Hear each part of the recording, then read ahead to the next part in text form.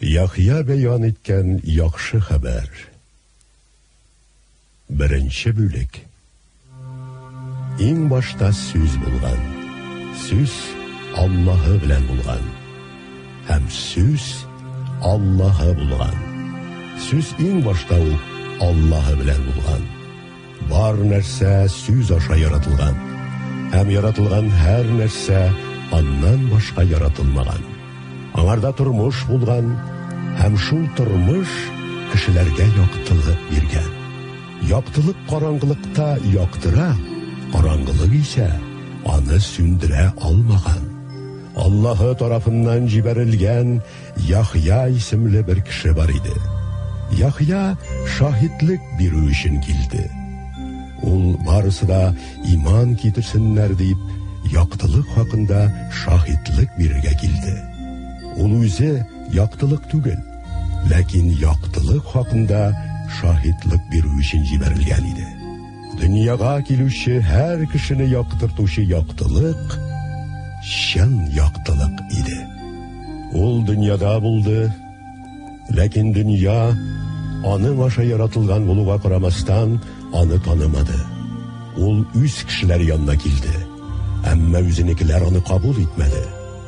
Аны кабул итеп, аңа иман китерүчеләргә ул Аллаһы балалары булырга хукук бирде. Алар каннан да, тән нәфсеннән дә, ир нәфсеннән дә түгел, бәлки Аллаһыдан тудылар. Сүз кеше булды. Мәрхәмәт һәм хакыйкать белән тулы булып, безнең арабызда яшәде. Һәм без аның данын, атаның бердән-бер улына биргән данын күрдек. Яхья пәйгамбәр аның хакында шаһидлек биреп, миннән соңрак килүче миннән алга чыкты. Чөнки ул миннән элек бар иде дип сөйләгәнем менә шул инде. Дип кычкырып әйтте. Аның тулылыгыннан без һәммәбез мәрхәмәт өстенә мәрхәмәт алдык. Чөнки канун Муса аркылы бирелгән мәрхәмәт һәм хакыйкать исә Гайса Мәсих аша килде. Аллаһыны бер кем, бер кайчан күрмәгән. Аны ата өчен иң якын булган бердән-бер улы ачып бирде. Иерусалим яһүдләре руханиларны һәм ливиллеләрне Яхья пәйгамбәрдән «Син кем?» дип сорар өчен җибәргәч, ул һич тә яшермичә шаһидлек биреп, «Мин Мәсих түгел» дип икрар итте. «Кем соң син? Ильясмы?» дип сорадылар. «Юк», диде ул. «Вәгъдә ителгән пәйгамбәрме?» «Юк», дип җавап бирде Яхья. «Алайса кем соң син? Безне монда җибәрүчеләргә җавап бирү өчен үзең хакында безгә нәрсә әйтерсең?» Яхья Ишагыя пәйгамбәр әйткән сүзләрне кулланып, «Мин Раббыга юлны турайтыгыз» дип шүлдә кычкыручының тавышы диде. Җибәрелгәннәр фарисейләрдән иде. Алар Яхьядан: «Син Мәсих та, Ильяс та вәгъдә ителгән пәйгамбәр дә булмагач, ни өчен соң суга чумдыру юласын башкарасың?» дип сорадылар. Яхья аларга: «Мин суга чумдырам, әмма арагызда сез белмәгән берәү тора.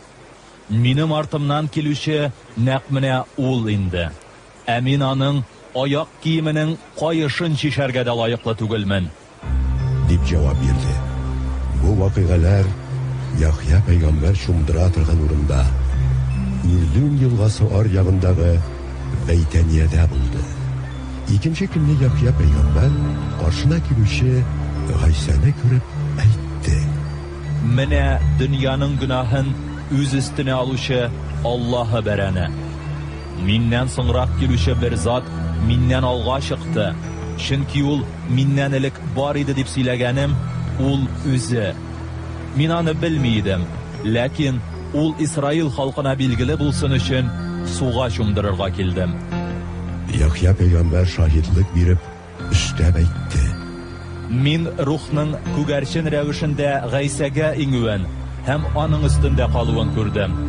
Мин аны танымас идем, әмма мине суга чумдыру өчен җибәрүче кем өстенә рух иңүен һәм аның өстендә калуын күрсәң, изге рухка чумдыручы шул булыр дигән иде. Мин моны күрдем һәм шаһидлек бирәм. Ул Аллаһы улы. Икенче көнне Яхья пәйгамбәр ике шәкерте белән шул урында торганда, узып баручы Гайсаны күреп, Менә карагыз, Аллаһы бәрәне. диде. Ике шәкерт аның бу сүзләрен ишеткәч, Гайса артыннан киттеләр. Гайса исә артына әйләнеп карап, һәм аларның арттан килүен күреп, Сезгә нәрсә кирәк? диде. Алар аннан Рабби, син кайда яшисең? дип сорадылар. Рабби остаз дигән мәгънәдә. Гайса аларга Әйдәгез минем белән. Үзегез күрерсез. диде. Сәгать 4 чамасы иде. Алар Гайса белән барып, аның кайда яшәгәнен күрделәр һәм ул көнне аның янында калдылар. Яхья пәйгамбәрнең Гайса турында әйткән сүзләрен ишетеп, аның артыннан киткән икенең берсе Шимон Питерның энесе Андрей иде. Ул иң элек абыйсы Шимонны табып аңа Без Мәсихне очраттык. диде һәм Шимонны Гайса янына алып килде. Мәсих май сөптелгән зат дигән мәгънәдә. Гайса исә Шимонга карап, Син Яхья улы Шимон, син Кифас дип аталырсың. диде. Кифас һәм Питер дигән исемнәр кыя дигән мәгънәдә. Икенче көнне Гайса Галилеягә барырга булды. Андрей белән Питер кебек үк Бәйтсайда шәһәреннән булган Филиппны очратты һәм аңа Минем артымнан бар. диде. Филипп Натанаилне табып, Без Насаралы Йосыф улы Гайсаны очраттык. Аның хакында Муса канунда язган. Шулай ук пәйгамбәрләр дә язганнар. диде. Ләкин Натанаил аңа Насарадан нинди дә булса яхшы нәрсә чыгармы икән? дип җавап бирде. Барыйк, үзең күрерсең. Диде Филипп. Гайса үзенә таба якынлашып килүче Натанаилне күреп, аның хакында Менә чын Исраилле. Аңарда һич нинди мәкер юк. диде. Натанаил оннан Син мине каян беләсең? дип сорады. Мин сине Филипп чакырганчы ук инҗир агачы төбендә күрдем. Дип җавап бирде Гайса. Остаз, син Аллаһы улы, син Исраил патшасы. Диде аңа Натанаил. Гайса Син минем, мин сине инҗир агачы төбендә күрдем дигәнемә күрә генә ышанасыңмы? Моннан да зуррак нәрсәләр күрерсең әле. дип җавап бирде һәм дәвам итеп, Сезгә хак сүз әйтәм. Күкләр ачылуын һәм Аллаһы фәрештәләренең Адәм улы янына күтәрелеп иңүләрен күрерсез. диде. Икенче бүлек. Өченче көнне Галилея өлкәсенең Кана шәһәрендә туй булды. Туйга Гайсаның анасы да килде. Гайса да үзенең шәкертләре белән шул туйга чакырылган иде.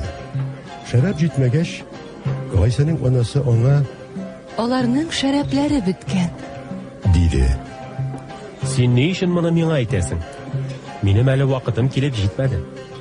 Диде Гайса аңа. Анасы хезмәтчеләргә Ул сезгә нәрсә әйтсә, шуны эшләгез. диде.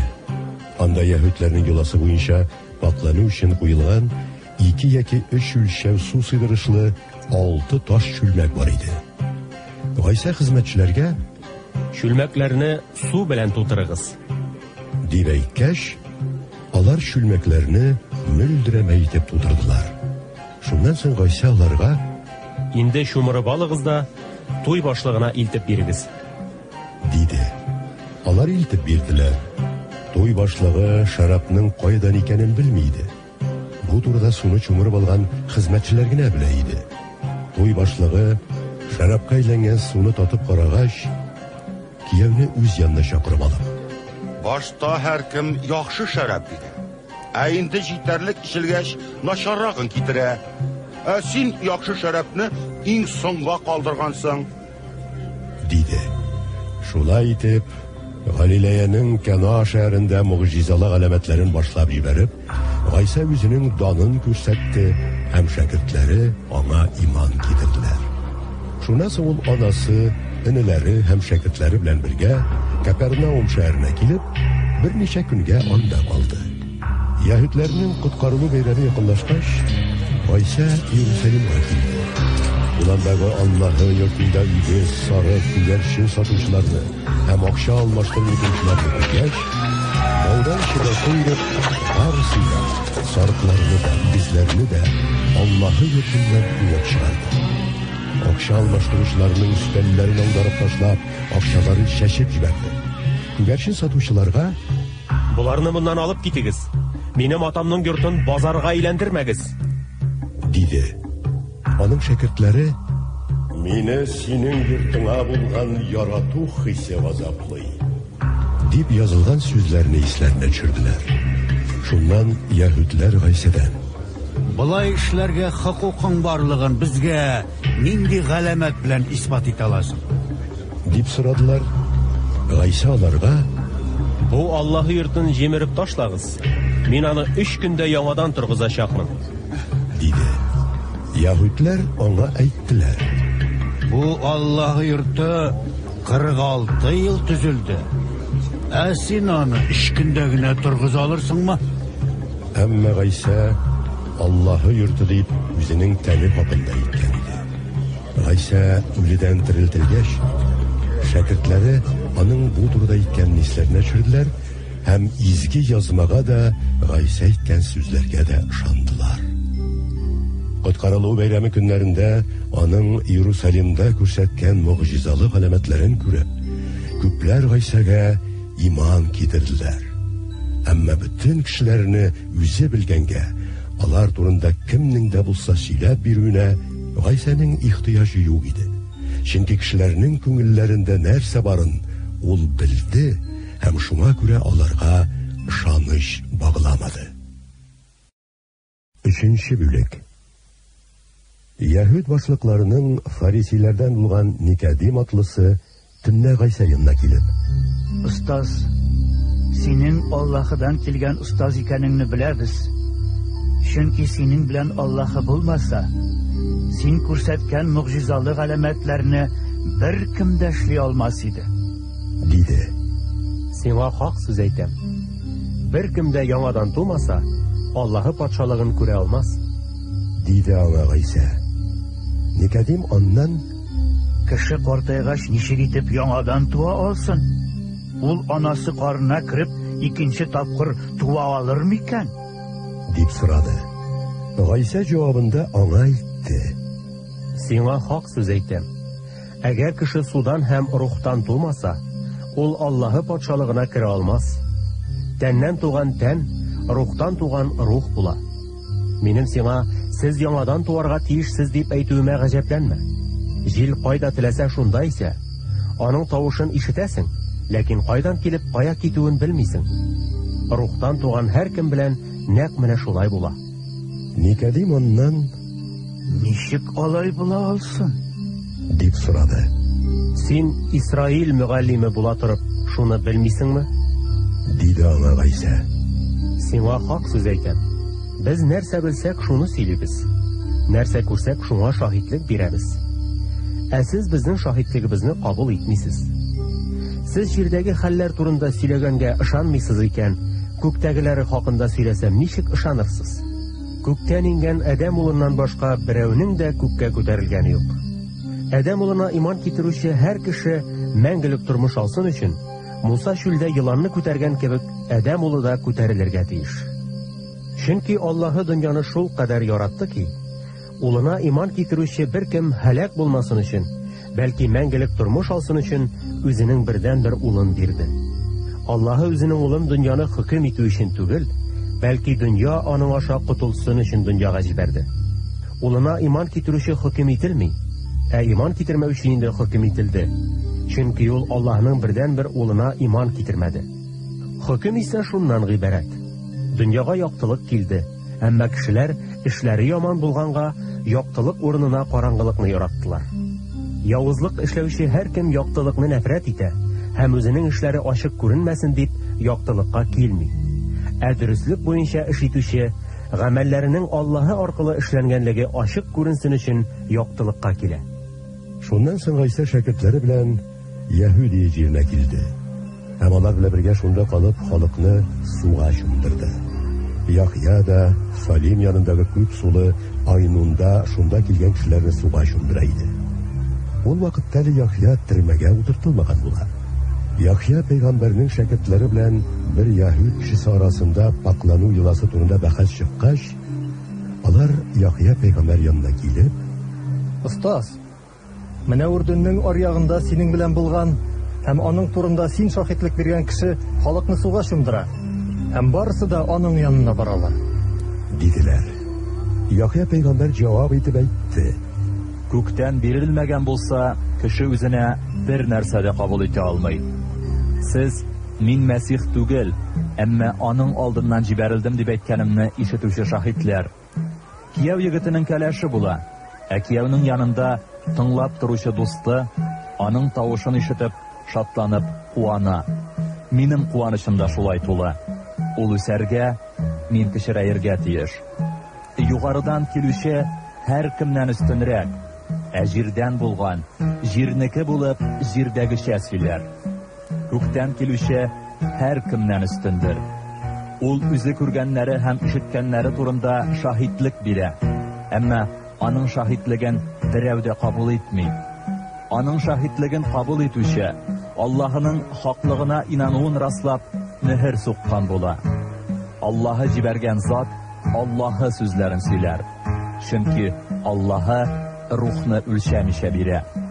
Ата үзенең улын ярата һәм бар нәрсәне аның кулына тапшырган.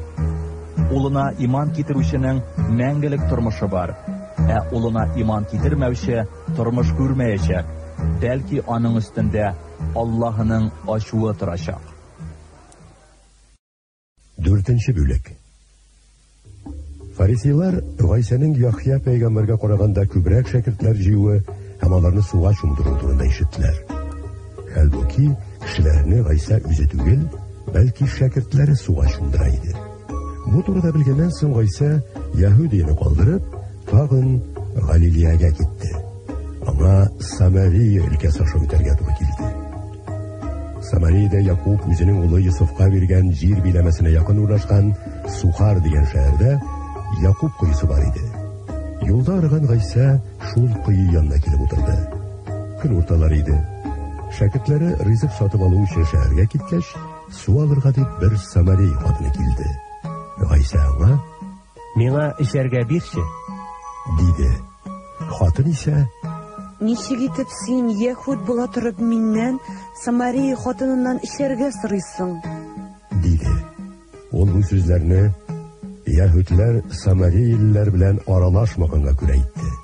Гайса аңа булай җавап бирде: Аллаһының бүләген белсәң, һәм синнән миңа эчәргә бирче дип сораучының кем икәнен белсәң, син үзең аннан сорар идең, һәм ул сиңа тереклек суы бирер иде.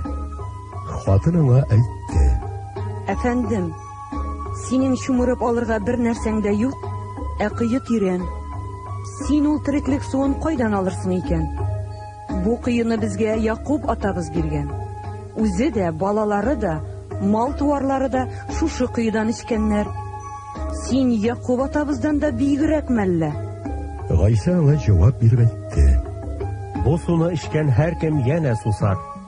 Ә мин бирәчәк суны эчкән кеше һич кайчан сусамас. Мин биргән су аңарда мәңгелек тормышка ага торган чишмәгә әвереләчәк. Хатын аңа: Әфәндем, миңа шул суны бирче. Аннан мин сусамас идем, һәм су алыр өчен монда килеп йөрмәс идем. диде. Бар, иреңне чакырып кил. Диде аңа Гайса. Хатын исә: Минем ирем юк. дип җавап бирде. Гайса аңа: Ирем юк дип син дөресен әйттең. Чөнки синең 5 ирең булган, ә инде хәзергесе сиңа ир түгел. Син моны дөрес әйттең. диде. Әфәндем, күрәм син пәйгамбәрсең. Безнең ата-бабаларыбыз Аллаһыга бу тауда табынганнар. Ә сез Яһүдләр, кешеләр табына торган урын Иерусалимда булырга тиеш дип әйтәсез. Диде аңа хатын. Гайса әйтте: Ханым, ышан сүземә, вакыт җитә. Атага табынуыгыз бу тауда да, Иерусалимда да булмаячак. Сез кимгә табынуыгызны белмисез, ә без кимгә табынуыбызны беләбез. Чөнки котылу яһүдләрдән килә. Әмма вакыт җитә, һәм килеп тә җитте инде. Ул вакытта чын күңелдән табынучылар Атага рух вә хакыйкать белән табынырлар. Чөнки Ата шундый табынучыларны эзли. Аллаһы ул рух, һәм аңа табынучылар рух вә хакыйкать белән табынырга тиешләр. Хатын аңа: Мәсихнең май сөртелгән затының киләчәген беләм. Ул килгәч, безгә бөтенесен аңлатып бирер. Диде.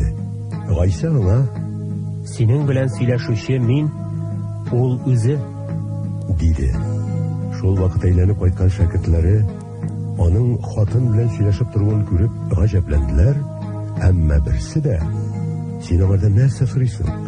Яки бу хатын белән нәрсә турында сөйләшәсең дип сорамады. Хатын су чүлмәген калдырып шәһәргә китте һәм андагы кешеләргә: Барып карагыз әле. Кылган эшләремнең бөтенесен әйтеп биргән кешене күрерсез. Ул Мәсих түгел микән? Диде. Һәм кешеләр шәһәрдән чыгып Гайса янына киттеләр. Ул арада шәкертләре аны: Устаз, ашап ал инде. Дип кыстарга керештеләр. Гайса аларга: Минем сез белми торган ризыгым бар. Диде. Шәкертләре үзара: Әллә аңа берәрсе ашырга китерде микән? Диештеләр. Гайса аларга әйтте: Минем ризыгым мине җибәрүченең ихтыярын үтәү һәм аның эшен төгәлләү. Сез тагын 4 айдан урак өсте җитәчәк дисез түгелме? Ә мин сезгә әйтәм, әйбәтләп карагыз. Игеннәр агарып уракка өлгергән инде. Уракчы эш хакы ала һәм мәңгелек тормыш өчен уңыш җыя. Шуңа күрә чәчүче белән уручы бергә куана. Шулай итеп бу очракка берсе чәчә, ә икенчесе ура дигән әйтем туры килә. Мин сезне үзегез үстермәгәнне урырга җибәрдем. Анда башкалар эшләгән иде, ә сез аларның хезмәт уңышын җыясыз.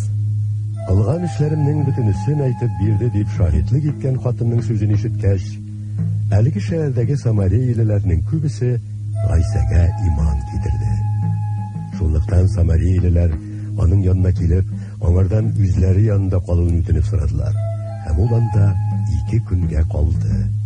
Аның сүзләрен ишетеп, тагын да күбрәк кеше аңа иман китерде, ә теге хатынга исә: Без инде синең сүзләреңнән түгел, бәлки аның сүзләрен үзебез ишетеп, һәм аның чыннан да дөньяны коткаручы Мәсих икәнен белеп, аңа ышанабыз. Диделәр. 2 көн үткәч, Гайса бу шәһәрдән Галилеягә китте. Пәйгамбәрне үз илендә ихтирам итмиләр дип Гайса үзе үк шаһитлык биргән иде. Ул Галилеягә килгәч, Иерусалимдагы бәйрәмдә Галилеялеләр дә катнашканга, бәйрәм көннәрендә Гайса эшләгән барлык эшләрне күргәнлектән, аны бик теләп кабул иттеләр. Шуннан соң Гайса яңадан теге чакта суны шәрабка әйләндергән урынга, Галилеяның Кана шәһәренә килде. Капернаумда бер сарай әһле һәм аның авыру улы бар иде. Сарай әһле Гайсаның Яһудиядән Галилеягә килгәнен ишетеп, аның янына китте. Ул Гайсадан үзләре йортына барып, үлем түшәгендә яткан улын савыктыруын ялварып сорады. Илаһи билгеләр һәм мугҗизалар күрмәсәгез, сез бит ышанмаячаксыз. Диде аңа Гайса. Сарай әһле аңа: Әфәндем, балам үлгәнче килә күр инде. Диде. Гайса исә: Бар, өеңә кайт. Синең улың савыкты. Диде. Сарай әһле Гайсаның сүзенә ышанып кайтып китте. Кайтышлы хезмәтчеләре очрап: Улың савыкты, диделәр. Аңа кайсы сәгатьтә хәл керде?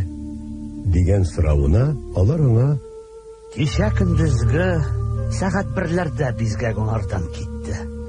Дип җавап бирделәр.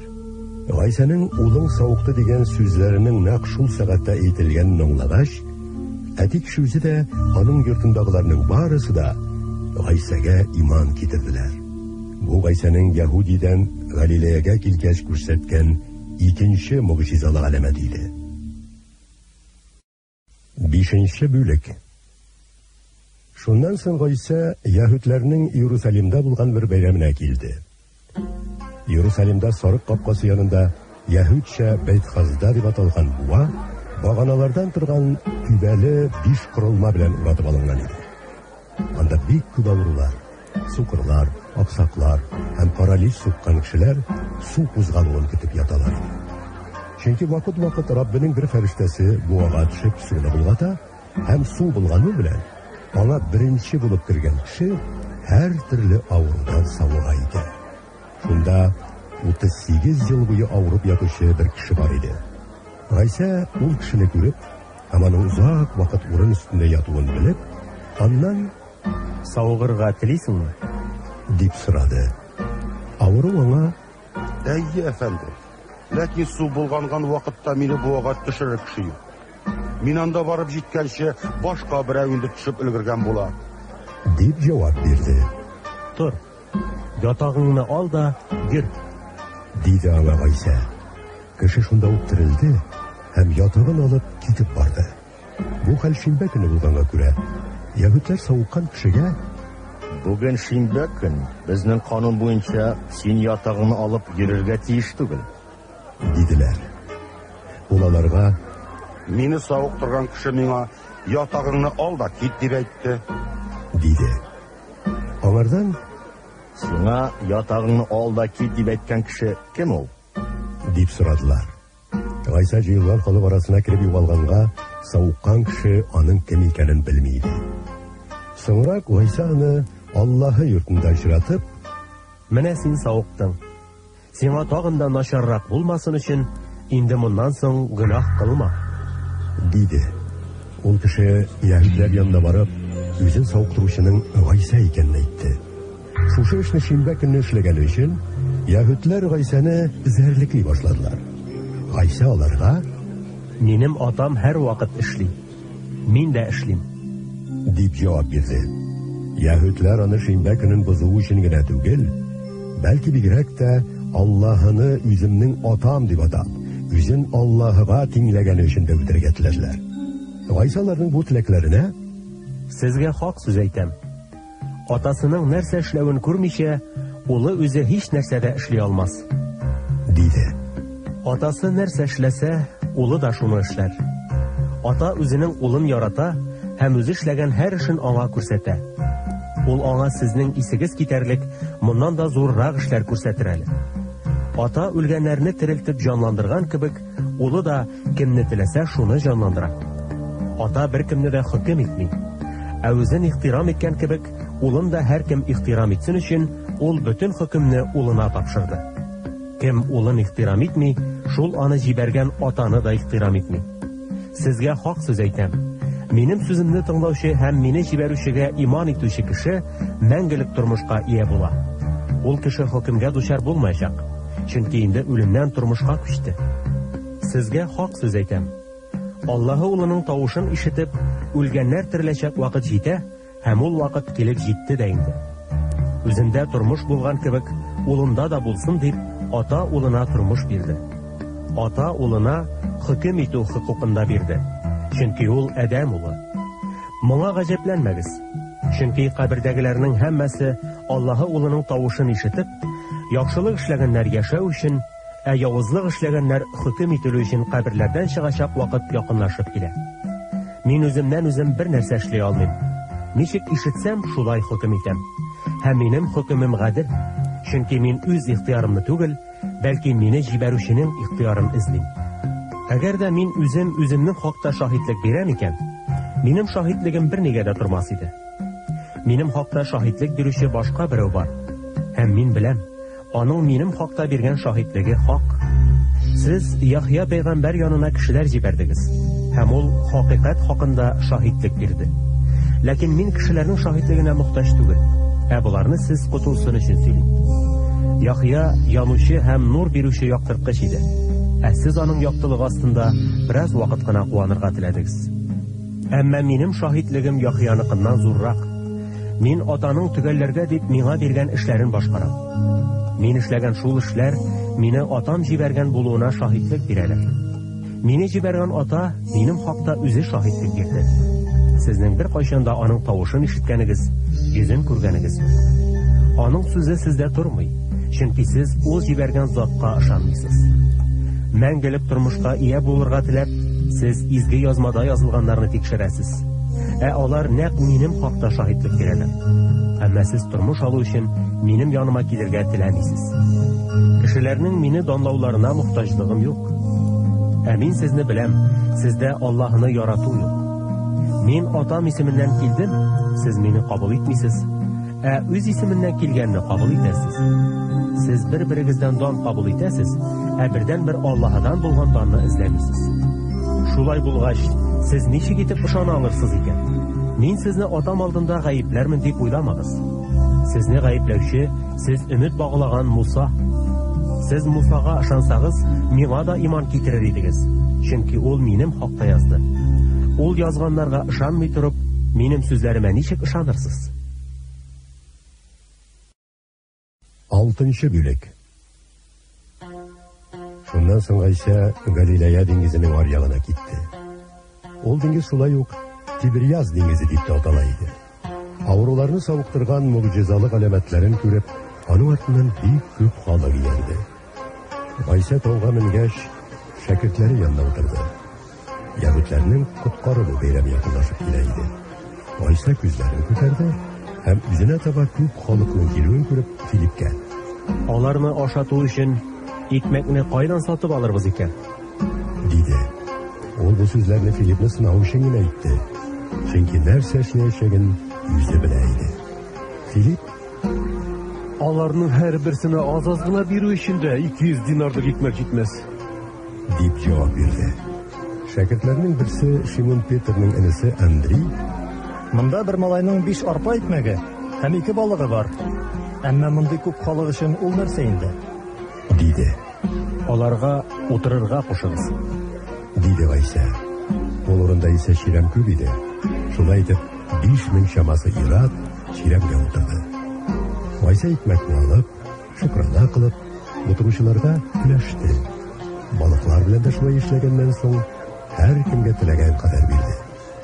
Һәммәсе ашап туйгач, шәкертләренә: "Калган сыныкларны җыеп алыгыз, бер нәрсә дә әрәм булмасын", диде. Кешеләр ашаган 5 арпа икмәктән калган сыныклар белән 12 кәрзинне тутырдылар. Гайса эшләгән мөгъҗизалы галәмәтне күреп, кешеләр: "Дөньяга килергә тиеш булган пәйгамбер чынлап та шушыдыр", диештеләр. Гайса исә аларның үзен көч белән патша итеп куярга теләүләрен белеп, үзе генә тагын тауга менеп китте. Кил җиткәч, Гайсаның шәкертләре диңгез буена төштеләр дә, көймәгә утырып, диңгезнең аръягына Капернаумга таба йөзеп киттеләр. Караңгы төште. Гайса исә һаман күренмәде. Диңгездә каты җил купканлыктан дулкыннар көчәйде. 5-6 чакрым чамасы киткәннән соң, су өстеннән атлап көймәгә якынлашып килүче Гайсаны күреп, куркып калдылар. Әмма Гайса аларга: "Бу мин, курыкмагыз", диде. Алар аны көймәгә алырга теләделәр, ләкин нәкъ шул чакта көймә алар бара торган ярга килеп туктады. Икенче көнне дә халык диңгез ярында тора иде әле. Алар анда бер генә көймә булуын, ул көймәгә шәкертләрнең генә утырып китүен, Гайсаның анда булмавын күрделәр. Кешеләр Раббы шөкранә кылып биргән икмәкне ашаган урынга Тибриас шәһәреннән башка көймәләр дә килеп туктады. Шулай итеп, Гайсаның да, аның шәкертләренең дә анда юклыгын күргәч, халык көймәләргә утырып, Капернаумга Гайсаны эзләргә китте. Аны диңгезнең аръягында эзләп тапкач: "Устаз, син монда кайчан килдең?" дип сорадылар. Гайса аларга: "Сезгә хак сүз әйтәм. Сез мине мөгъҗизалы галәмәтләр күргәнгә түгел, бәлки туйганчы икмәк ашаганга эзлисез. Фани ризык өчен түгел, бәлки мәңгелек тормыш бирә торган ризык өчен тырышыгыз. Аны сезгә Адәм улы бирәчәк, чөнки Аллаһы Ата аны хуплап, үзенең тамгасын салды", диде. Аннан соң алар: "Аллаһ эшләрен башкару өчен безгә нәрсә эшләргә кирәк?" дип сорадылар. "Ул кемне җибәргән булса, сез шуңа иман итегез. Аллаһының эше менә шул", дип җавап бирде Гайса. Алар аңа әйттеләр: Сиңа иман китерерлек нинди галәмәт күрсәтерсең? Нәрсә кылырсың? Безнең ата-бабаларыбыз чүлдә манна ашаганнар. Бу турыда изге язмада ул аларга ашар өчен күктән икмәк бирде дип язылган. Гайса аларга: Сезгә хак сүз әйтәм. Сезгә күктән икмәкне Муса түгел, бәлки хак икмәкне күктән минем атам бирә. Аллаһы икмәге ул күктән иңеп дөньяга тормыш бирүче. Диде. Алар Гайсәгә: Әфәндем, безне һәр вакыт шундый икмәк белән тәэмин итеп торчы. Диделәр. Гайса исә аларга әйтте: Мин тормыш икмәге. Минем янга килүче һич кайчан ашыкмас. Миңа иман китерүче һич кайчан сусамас. Ләкин мин сезгә: Сез мине күрдегез, әмма миңа иман китермисез дидем. Атам миңа юллаган һәр кем миңа киләчәк, һәм миңа килүчене һич кайчан куып җибәрмәячәкмен. Чөнки мин үз ихтыярымны түгел, бәлки мине җибәргән атам ихтыярын башкару өчен күктән индем. Мине җибәргән атамның ихтыяры исә шул: ул биргән бер кемне югалтмыйча, соңгы көндә үледән терелтергә тиешмен. Мине җибәргән атамның ихтыяры шул: улын күрүче һәм улына иман китерүче һәр кемнең мәңгелек тормышы булсын. Мин аны соңгы көндә терелтеп торгызачакмын. Яһүдләр аның мин күктән ингән икмәк дигән сүзләренә ризасызлык белдереп, үзара: Бу Йосыф улы Гайса түгелмесең? Без аның атасын да, анасын да беләбез бит.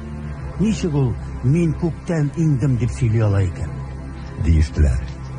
Гайса аларга җавап бирде: Үзара сукранышмагыз. Мине җибәргән ата алып килмәсә, минем яныма бер кем дә килә алмый. Мин исә шул кешене соңгы көндә терелтеп торгызачакмын. Пәйгамбәрләрнең язмаларында һәммәсе дә Аллаһы тарафыннан өйрәтеләчәк дип язылган. Атадан ишетеп өйрәнүче һәр кем минем янга килә. Бу әле кем дә булса атаны күргән дигән сүз түгел. Аллаһыдан килүче генә атаны күрде. Сезгә хак сүз әйтәм. Миңа иман итүченең мәңгелек тормышы бар. Мин тормыш икмәге. Сезнең аталарыгыз чүлдә манна ашадылар һәм үлделәр. Күктән иңүче икмәк исә шундый ки, аны ашаучы үлмәс. Мин күктән ингән тере икмәк. Бу икмәкне ашаучы мәңге яшәр. Мин бирәчәк икмәк исә ул минем тәнем. Мин аны дөнья яшәсен өчен бирәчәкмен. Шуннан соң яһүдләр ачуланышып: Бу кеше ничек үзенең тәнен безгә ашар өчен бирә алыр икән? Дип үзара бик каты бәхәсләштеләр. Гайса исә аларга әйтте: Сезгә хак сүз әйтәм. Адәм улының тәнен ашамасагыз һәм аның канын эчмәсәгез, үзегездә тормыш булмаячак. Минем тәнемне ашап, минем канымны эчүченең мәңгелек тормышы бар. Мин аны соңгы көндә терелтеп торгызачакмын. Минем тәнем чын ризык, минем каным чын эчемлек. Минем тәнемне ашап, минем канымны эчүче миндә кала, мин аңарда калам. Мине тере атам җибәрде, һәм мин атам аша яшим. Шулай ук мине ашаучы да минем аша яшәячәк. Бу күктән ингән икмәк. Ул икмәк сезнең аталарыгыз ашаган манна кебек түгел, алар үлгәннәр. Ә бу икмәкне ашаучы мәңге яшәячәк. Ул буларны Капернаумда өйрәткән вакытта гыйбадәтханәдә сөйләде. Гайсаның күп шәкертләре бу сүзләрне ишеткәннән соң: Нинди авыр сүзләр. Буларны кем тыңлый алсын? Диделәр. Әмма Гайса күңеленнән шәкертләрнең сукрануларын белеп: Сезне шушы рәнҗетәме? Адәм улының элек булган урынына күтәрелүен күрсәгез нәрсә булыр? Рух ул тормыш бирүче. Кешенең кеше һич нинди файда китерми. Мин сезгә сөйләгән сүзләр рух һәм тормыш. Әмма арагызда иман итмәүчеләр дә бар. Дип әйтте. Чөнки Гайса кемнең иман итмәвен һәм кемнең үзенә хыянат итәчәген баштан белде. Ул сүзен дәвам итеп: Менә шуның өчен мин сезгә атам җибәрмәсә, минем янга бер кемнең дә килә алмаячагын әйттем. Диде. Шул вакыттан башлап Гайсаның күп кенә шәкертләре аннан аерылып киттеләр. Һәм башка аның белән бергә йөрмәделәр. Шуннан соң Гайса 12 шәкертеннән: Сез дә китәргә теләмисезме? Дип сорады. Шимон Петр аңа: Раббым, без кем янына барыйк соң? Мәңгелек тормыш сүзләре синдә бит. Без сиңа иман итәбез. Сине Аллаһының изге заты дип таныйбыз. Дип җавап бирде. Гайса аларга: Мин сезне 12-не сайлап алдым түгелме? Әмма сезнең арада берегез иблис. Диде. Ул бу сүзләрне үзенә хыянат итәчәк 12-нең берсе булган Шимон улы Яһуд Искариот хакында әйтте. 7-нче бүлек. Шуннан соң Гыйса яһүдләрнең үзен үтерергә эзләгәнлекләре сәбәпле Яһудиядә йөрергә теләмәде. Шуңа күрә ул Галилеяда йөрергә булды. Яһүдләрнең шатыр кыру бәйрәме якынлаша иде. Һәм энеләре Галилеядан Яһудиягә бар. Син эшләгән эшләрне шәкертләрең дә күрсен. Әгәр кеше үзен танытырга тели икән, эшен яшерен рәвештә эшләми. Шундый эшләр эшлисең икән, үзеңне дөньяга күрсәт. Диделәр. Аңа хәтта энеләре дә иман итмәделәр. Гайса аларга әйтте. Минем вакыт әле килеп җитмәде. Ә сезнең өчен һәр кайчан вакыт. Дөнья сезгә нәфрәт белән карамый, ә миңа нәфрәтен күрсәтә. Чөнки мин эшләренең явыз булганлыгына һәр вакыт шаһитлек биреп торам. Сез бәйрәмгә барыгыз, ә мин бармыйм. Чөнки минем вакыт әле җитмәде. Ул аларга шулай диде һәм Галилеяда калды. Әмма энеләре киткәч, яшерен рәвештә үзе дә бәйрәмгә барды. Яһүдләр исә Ул кайда икән? дип аны бәйрәмдә эзләп йөрделәр. Аның хакында халык арасында күп сүзләр йөрде. Кайберләре Ул яхшы кеше. диде, башкалары исә Юк, ул халыкны аздыра. дип сөйләде. Әмма яһүдләрдән куркып, аның хакында беркем дә ачык итеп сөйләмәде. Ә инде бәйрәм уртасында Гайса Аллаһы йортына киреп өйрәтә башлады. Яһүдләр Бу кеше каян белә икән? Ул бит укымаган. дип гаҗәпләнделәр. Гайса аларга әйтте. Минем өйрәтүем үземнеке түгел, бәлки мине җибәрүченеке. Аның ихтыярын башкарырга теләгән кеше бу өйрәтүнең Аллаһыданмы икәнен, яки үземнән генә сөйлимме икәнен белер. Үз исеменнән сөйләүче үзенә дан эзли, ә үзен җибәрүченең данын эзләүче эчкерсез һәм аңарда ялган юк. Муса сезгә канун бирде түгелме? Ә сезнең берегез дә аны үтәми. Ни өчен мине үтерергә йөрисез? Кешеләр Сиңа җен кагылдымы әллә? Кем сине үтерергә йөри? диделәр. Гайса сүзен дәвам итте. Мин бер эш эшләдем һәм сез һәммәгез шуңа гаҗәпләнәсез. Муса сезгә сөннәт бирде. Гәрчә ул Мусадан түгел, бәлки аталардан килә. Шуңа күрә шимбә көнне ир баланы сөннәткә утыртасыз. Муса кануны бозылмасын дип, шимбә көнне ир бала сөннәткә утыртыла икән, шимбә көнне бер кешене бөтенләй савыктырганым өчен нигә миңа ачуыгыз килә? Тышкы күренешкә генә карап хөкем итмәгез, бәлки дөрес хөкем итегез. Шунда кайбер Иерусалимлылар бер-берсенә Бу әллә яһүдләрнең башлыклары үтерергә теләгән кешеме? Әнә ул ачыктан-ачык сөйли. Ә алар аңа бер сүз дә әйтмиләр. Әллә аны чыннан да Мәсих дип уйлыйлар микән? Әмма Мәсих килгәндә, аның кайдан икәнлеген беркем дә белмәс. Без исә бу кешенең кайдан икәнен беләбез. диделәр. Гайса Аллаһы йортында өйрәткәндә тавышын көчәйтеп былай диде. Сез мине беләсез, һәм кайдан икәнемне дә беләсез.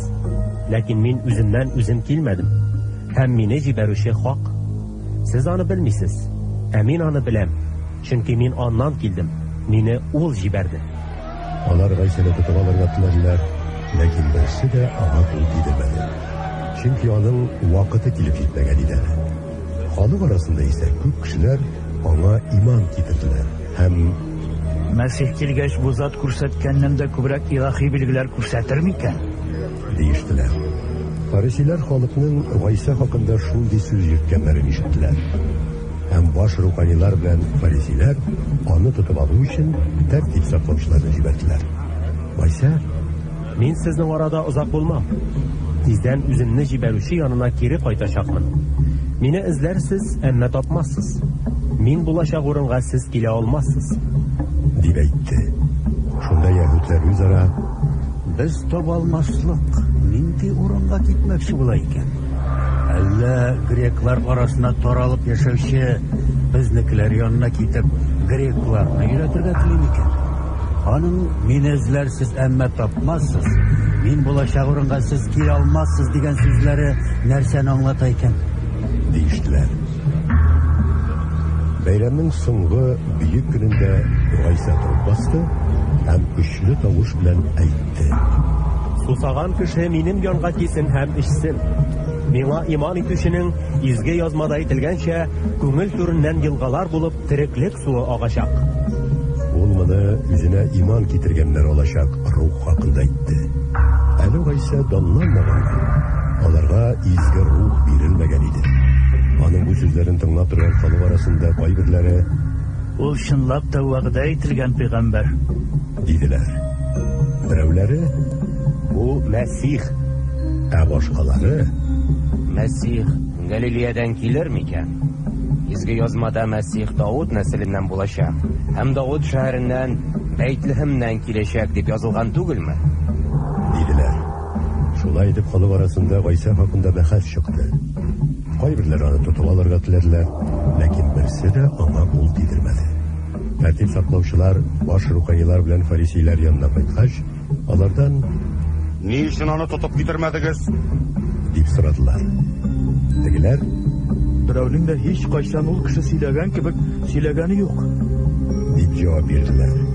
Фарисейлар аларга: Әллә сез дә алдандыгызмы? Башлыкларның яки фарисейларның берәрсе аңа иман китердеме?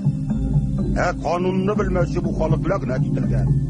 Шунда фарисейларның берсе, Никодим атлысы, ул элегрәк Гайса янына килеп киткән иде. Башта кешене тыңламыйча һәм аның нәрсә эшләгәнен белмичә, безнең канун аны хөкем итәме? Диде. Әллә син дә Галилеяданмы? Тикшереп кара һәм күрсәң, Галилеядан һич тә пәйгамбәр чыкмас. Дип җавап бирделәр аңа. Барысы да өйләренә таралыштылар. 8-нче бүлек. Гайса Зәйтүн тауына китте. Иртә белән ул яңадан Аллаһ йортына килде һәм аның янына күп халык җыелды. Ул утырды һәм аларны өйрәтә башлады. Шул чак канунчылар һәм фарисейлар уйнашлыкта тотылган бер хатынны алып килеп, уртага бастырып куйдылар. Һәм Гайсага: Ustaz, bu хатын зина кылганда тотылды. Канунда Муса мындыйларны ташлар атып үтерергә әмер бирә. Ә син нәрсә әйтерсең? Диделәр. Алар моны Гайсаны сынау өчен аны гаепләргә берәр сылтау табарбыз дигән уй белән әйттеләр. Әмма Гайса чүгәләп бармагы белән җиргә яза башлады. Ләкин алар сорауларын кабат биргәнгә, ул торып басты һәм аларга: Сезнең кайсыгыз гөнаһсыз, шул башлап аңа таш атсын. Диде. Һәм тагын чүгәләп җиргә язуын дәвам итте. Алар исә моны ишеткәч, өлкәннәреннән башлап бер артлы чыгып киттеләр. Гайса уртада басып торган хатын белән генә калды. Гайса торып басып: Сеңелем, кайда алар? Сине беркем дә хөкем итмәдеме? Дип сорады. Хатын исә: Беркем дә, әфәндем. Диде. Гайса аңа: Мин дә сине хөкем итмим. Бар, башка гөнаһ кылма. Диде. Гайса тагын халыкка сөйләде. Ул: Мин дөньяга яктылык. Минем артымнан баручы караңгылыкта йөрмәячәк. Бәлки аның тормыш бирүче яктылыгы булачак. Дип әйтте. Шуннан соң фарисейлар аңа: Син үзең хакында үзең шаһитлек бирәсең. Синең шаһитлегең хак түгел. Диделәр. Гайса исә аларга: Мин үзем хакында үзем шаһитлек бирсәм дә, минем шаһитлегем хак. Чөнки кайдан килеп кая баруымны беләм. Ә сез минем кайдан килеп кая баруымны белмисез. Сез кешеләр үлчәме буенча хөкем итәсез, ә мин беркемне дә хөкем итмим. Мин хөкем итсәм дә, минем хөкемем хак. Чөнки мин үзем генә түгел, мине җибәрүче ата белән бергә мин. Сезнең кануныгызда да ике кешенең шаһитлеге хак дип язылган. Мин үзем хакында үзем шаһитлек бирәм, һәм минем хакта мине җибәргән ата шаһитлек бирә. Дип җавап бирде. Шуннан соң Гайсадан: Кайда синең атаң? Дип сорадылар. Гайса: Сез мине дә, атамны да белмисез. Әгәр мине белсәгез, атамны да белер идегез. Диде. Гайса bu sözlerini Allah'ı yurtunda iretkende sadaka sandığı yanında itti. Birisi de ona kul tidirmedi. Çünkü eli onun vakti kilip yetmegen idi. Gaysa alarga yana Men kitem. Siz meni izlersiz. Siz üz günahınız bilen ülersiz. Men kiteşek urunga siz kile olmazsız. deb aytdi. Yahudlar Ул үзен үзе үтерәчәк микәнни? Чөнки мин китәчәк урынга сез килә алмассыз дип бит. Диештеләр. Ул аларга Siz түбәннән, мен югарыдан. Siz bu dünyanыкы, мен bu dünyanыкы түгел. диде. Siz минем мәңге бар икәнемә ышанмасагыз, үз гөнаһларыгыз белән үләрсез. Шуңа күрә мин сезгә, siz гөнаһларыгыз белән үләрсез дидем. Шуннан соң Гайсадан Кем соң син? дип сорадылар. Мин сезгә үземнең кемлегемне инде күптән әйтәм. Диде аларга Гайса. Сезнең хакта күп сөйләп сезне хөкем итә алыр идем. Әмма мине җибәрүче хак, һәм аннан нәрсә ишетсәм, мин дөньяга шуны сөйлим. Алар Гайсаның ата хакында сөйләвен аңламадылар. Гайса аларга әйтте.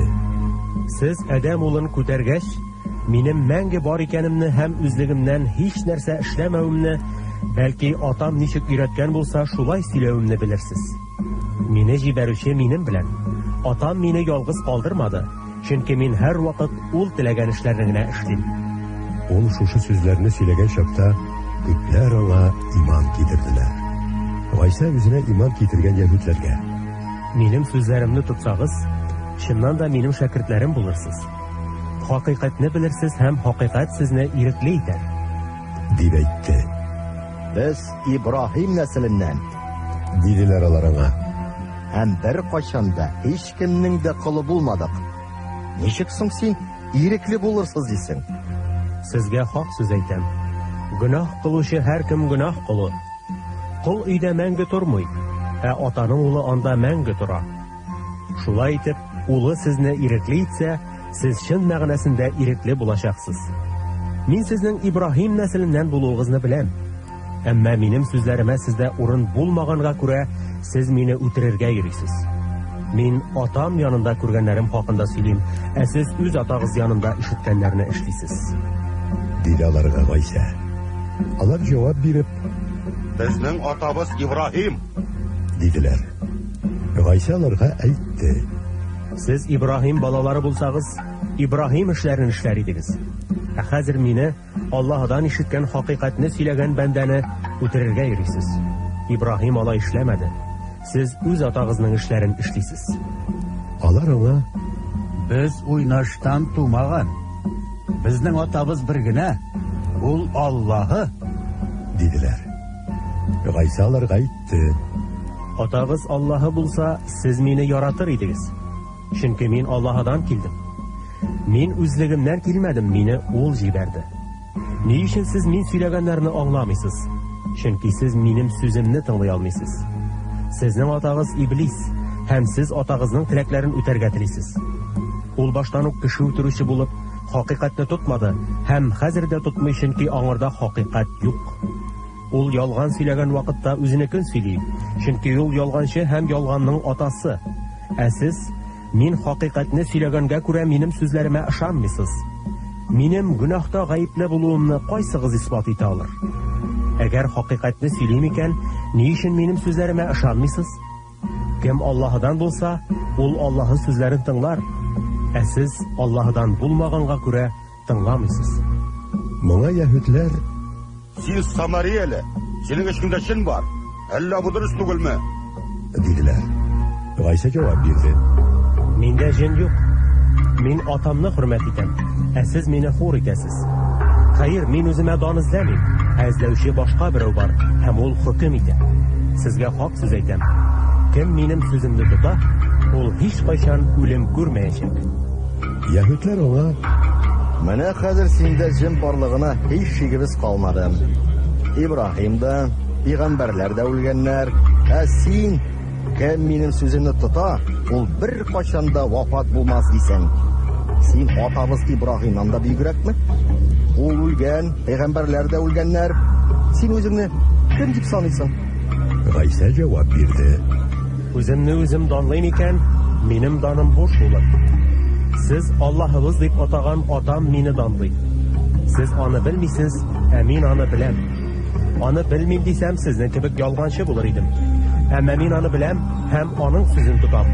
Сезнең атагыз Ибраһим минем көнемне күрәчәгенә шатланды. Ул аны күреп куанды. Яһүдләр аның бу сүзләренә: Сиңа 50 яшь тә юк. Ә син Ибраһимны күрдеңме? Диделәр. Гайса аларга әйтте: Сезгә хак сүз әйтәм. Ибраһим булганга кадәр мин бар. Шул чакталар аңа ыргыту өчен кулларына ташлар алдылар. Әмма Гайса яшеренеп Аллаһы йортыннан чыгып китте. 9-нчы бүлек. Үтеп барышлый Гайса тумыштан ук сукыр бер кешене күрде. Шәкертләре аннан: Остаз, бу кешенең сукыр булып тууы кемнең гөнаһыннан? Бу кеше үзе гөнаһ кылганмы, әллә ата-анасымы? Дип сорадылар.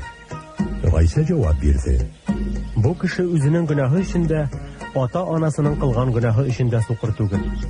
Ул аның авыруы аша Аллаһы эшләре күренсен өчен сукыр булып туды. Көн үткәнче без мине җибәрүченең эшләрен башкарырга тиешбез. Төн җитә. Ул чакта һич кем берни эшли алмас. Мин дөньяда вакытта, мин дөньяга яктылык. Шулай дип ул җиргә төкерде. Төкереге белән лай ясады. Шул лайны сукырның күзләренә сөртте дә аңа: Шилуах буасына барып юын, диде. Шилуах җибәрелгән дигән мәгънәдә.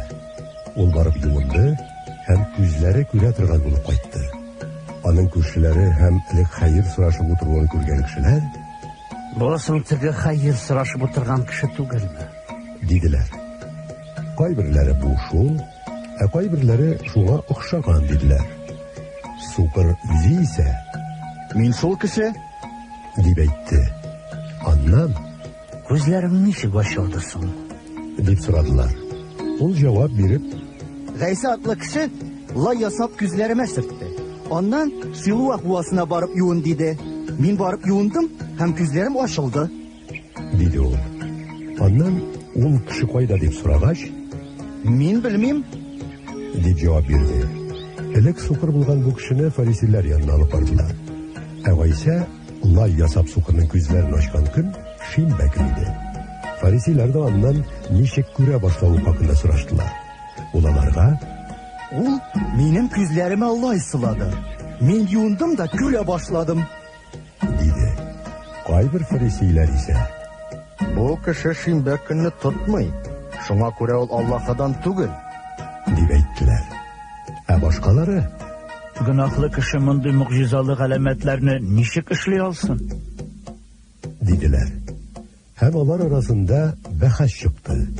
Әлеге сукырга: Син аның турында нәрсә әйтерсең? Ул бит синең күзләреңне ачты, диделәр. Ул пәйгамбәр, дип җавап бирде сукыр. Әмма яһүдләр күзләре ачылган кешенең ата-анасын чакыртканчы, аның сукыр булганына һәм күрә башлавына ышанмадылар. Тумыштан сукыр дигән улыгыз шушымы?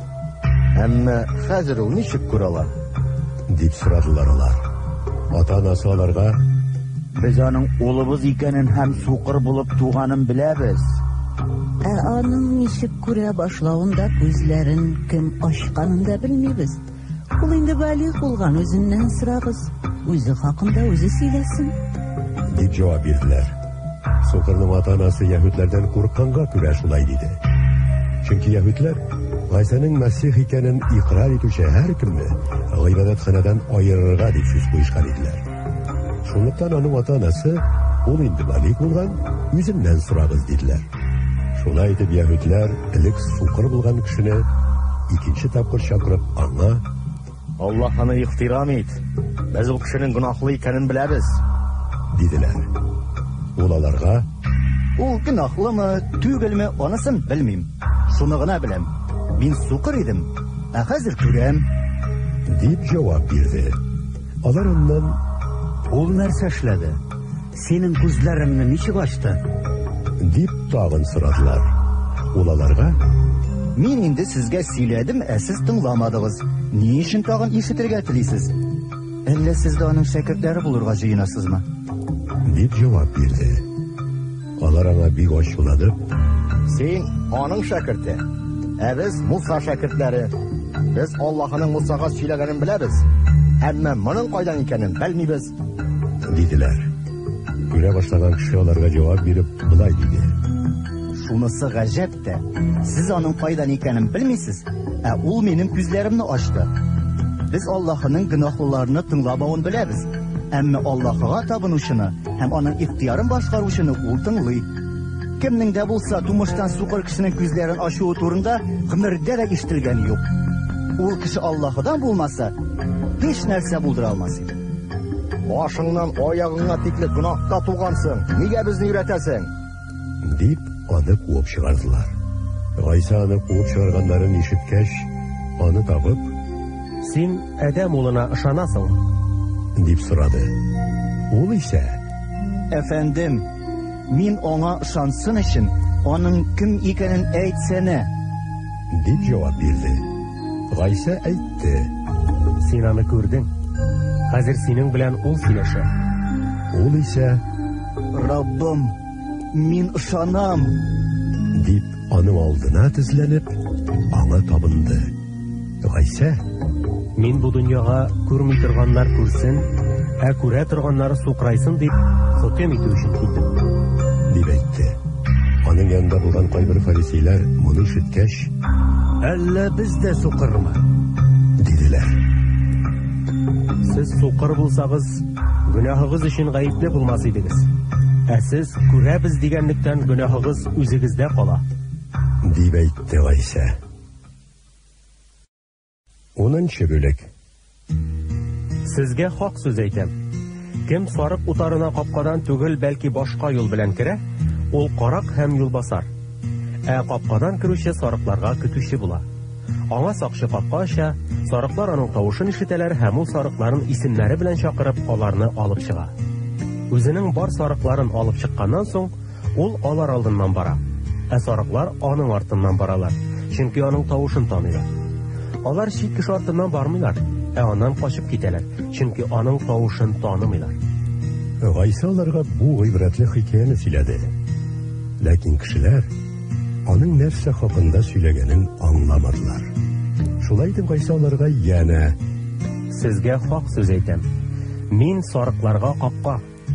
Миннән алда килгәннәрнең барысы да карак һәм юлбасар иделәр. Ләкин сарыклар аларны тыңламадылар. Мин капка. Минем аша керүче котылачак. Кереп чыгып йөрәчәк һәм көтүлек табачак. Карак ул урлау, үтерү һәм һәлак итү өчен генә килә. Мин исә аларның тормышы булсын, тормышы мул булсын дип килдем. Мин яхшы көтүче. Яхшы көтүче сарыклар өчен гомерен дә кызганмый. Ә ялланган көтүче чын көтүче түгел ул. Сарыклар үзенеке булмаганга, ул алар турында кайгыртмый. Бүренең килгәнен күреп, сарыкларны ташлап качып китә. Бүре сарыкларга һөҗүм итеп, аларны таратып бетерә. Мин яхшы көтүче. Ата мине, мин атаны таныган кебек, мин үземнекеләрне таныйм. Алар мине таныйлар. Мин сарыкларым өчен тормышымны да кызганмыйм. Минем бу утардан булмаган башка сарыкларым да бар. Мин аларны да алып килергә тиеш. Алар минем тавышымны ишетәчәкләр. Бер көтү һәм бер көтүче булачак. Ата мине шуның өчен ярата. Мин үз тормышымны аны яңадан кабул итү өчен бирәм. Аны миннән беркем дә алмый. Мин аны үз ихтиярым белән бирәм. Аны бирергә дә, кире алырга да хокукым бар. Булай эшләргә миңа атам боерык бирде. Бу сүзләр нәтиҗәсендә яһүдләр арасында янә бәхәс чыкты. Аларның күбесе, Җинле ул, акылсыз. Нәрсә сез аны тыңлыйсыз? Диделәр. Башкалары исә, Бу җинле кеше сүзләре түгел. Җен сукырның күзләрен ача аламысың? Диделәр.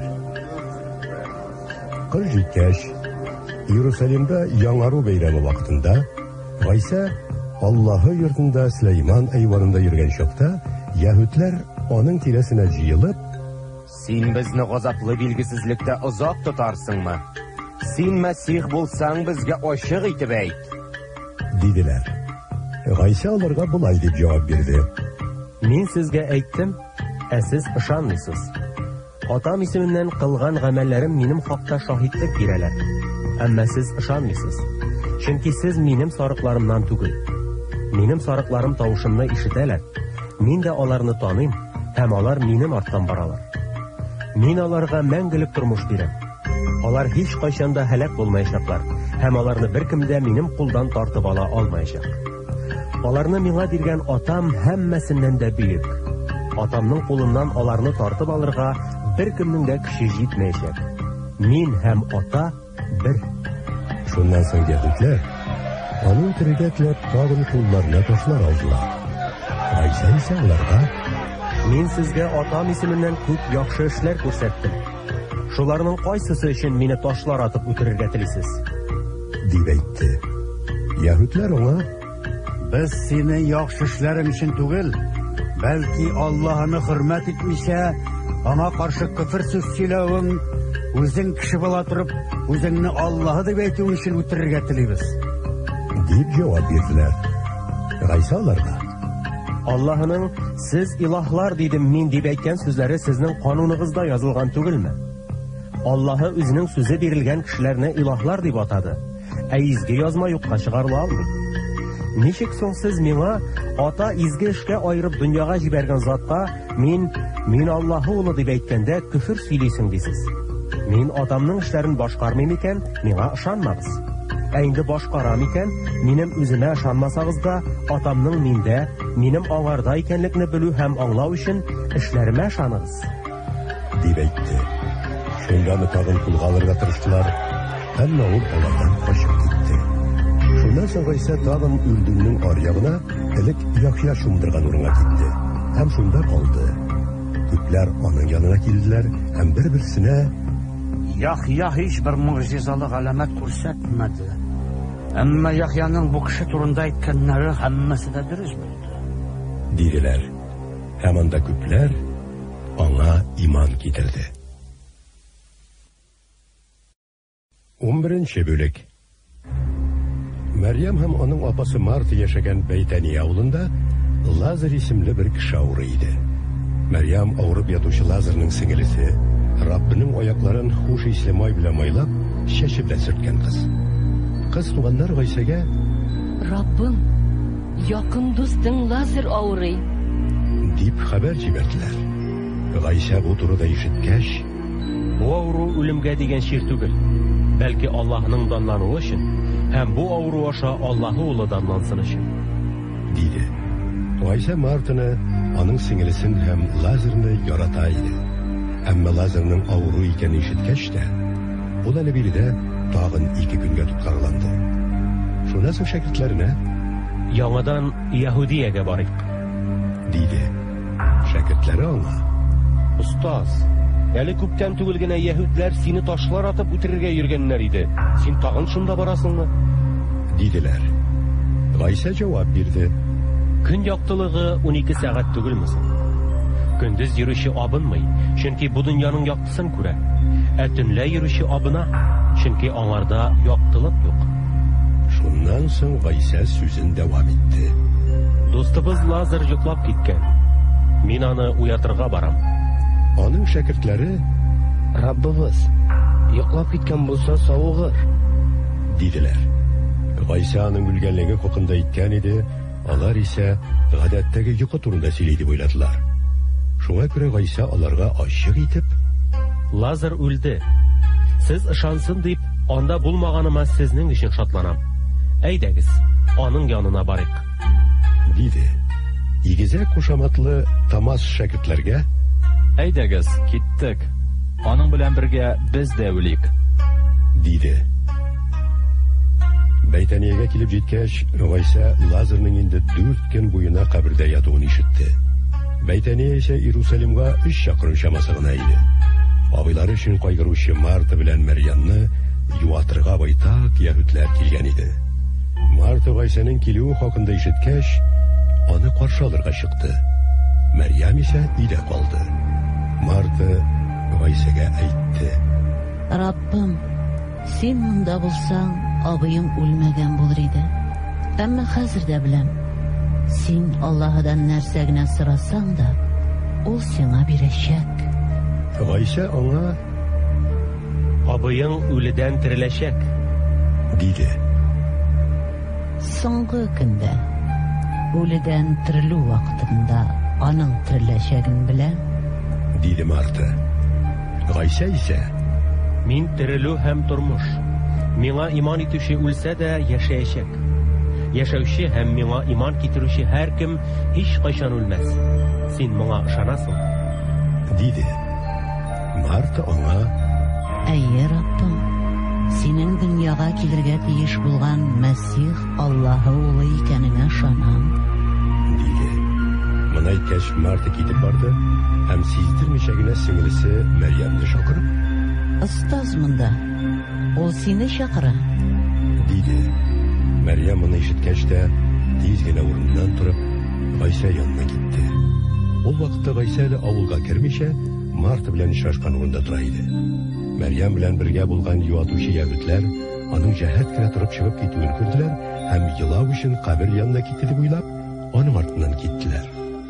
Мәрьям исә Гайса торган урынга килеп җиткәч, аны күреп: Раббым, син монда булсаң, абыем үлмәгән булыр иде. дип, аның аякларына егылды. Мәрьямнең һәм аның белән килгән ягүтләрнең елауларын күреп, Гайса үзе дә борчылды һәм көенеп: сез аны кайда күмдегез? дип сорады.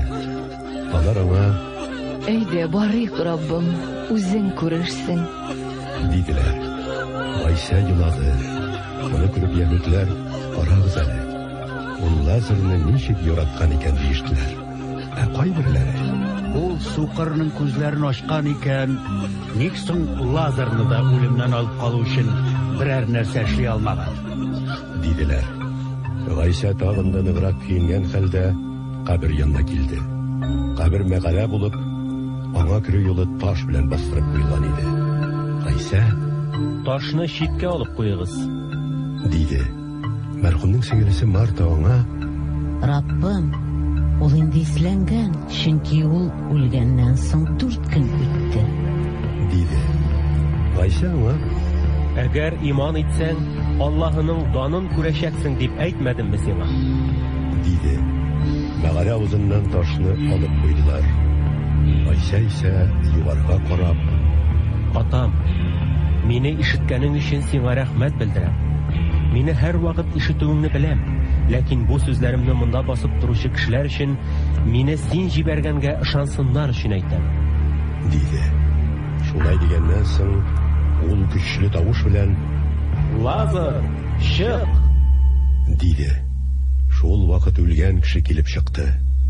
Аның куллары һәм аяклары кәфен белән уралган, йөзе яулык белән капланган иде. Гайса: чишегез аны, йөрсен, диде. Мәрьям янына килгән ягүтләрнең күбесе Гайса кылган эшләрне күреп, аңа иман китерделәр. Ә кайберләре фарисилар янына барып, аларга Гайса кылган эшләр турында сөйләделәр. Шунда баш руханилар һәм фарисилар киңәшмә җыйдылар. Безгә нәрсә эшләргә? диделәр алар. Бу кеше күп галәмәтләр күрсәтә. Аны шул көй калдырсак, һәммәсе аңа иман китерәчәк. Һәм римлылар килеп, җиребезне дә, халкыбызны да басып алачак. Аларның берсе, ул елны иң баш рухани булган Каяфас, аларга: Сез бер нәрсә дә белмисез. Бөтен халык һәлак булуга караганда, халык өчен бер кешенең үлүе сезнең өчен хәерлерәк. Сез шуны аңлабыйсызмы? диде. Ул моны үзеннән сөйләмәде. Бәлки, ул елның иң баш рухани буларак, Гайсаның яһүд халкы өчен, бу халык өчен генә дә түгел, бәлки, таралып яшәгән Аллаһы балаларын бергә җыю өчен дә үләчәген алдан әйтеп бирде. Шул көннән соң алар аны үтерергә ниятләделәр. Шуңа күрә Гайса инде яһүдләр арасында ачыктан-ачык йөрмәде. Ул аннан шул яндагы бер өлкәгә, Ифраим дигән шәһәргә китте һәм үзенең шәкертләре белән шунда калды. Яһүдләрнең коткарылу бәйрәме якынлашканда, бәйрәм алдыннан пакланырга дип, Иерусалимга илнең төрле почмакларыннан күп халык килде. Халык Гайсаны эзләде. Алар Аллаһы йортында бер-берсенә: Сез ничек уйлыйсыз? Ул бәйрәмгә килер микән? Диештеләр. Баш руханилар белән фарисейлар исә Гайсаны тотып алу өчен аның кайда булуын белүчеләр килеп безгә әйтергә тиеш дигән әмер бирделәр.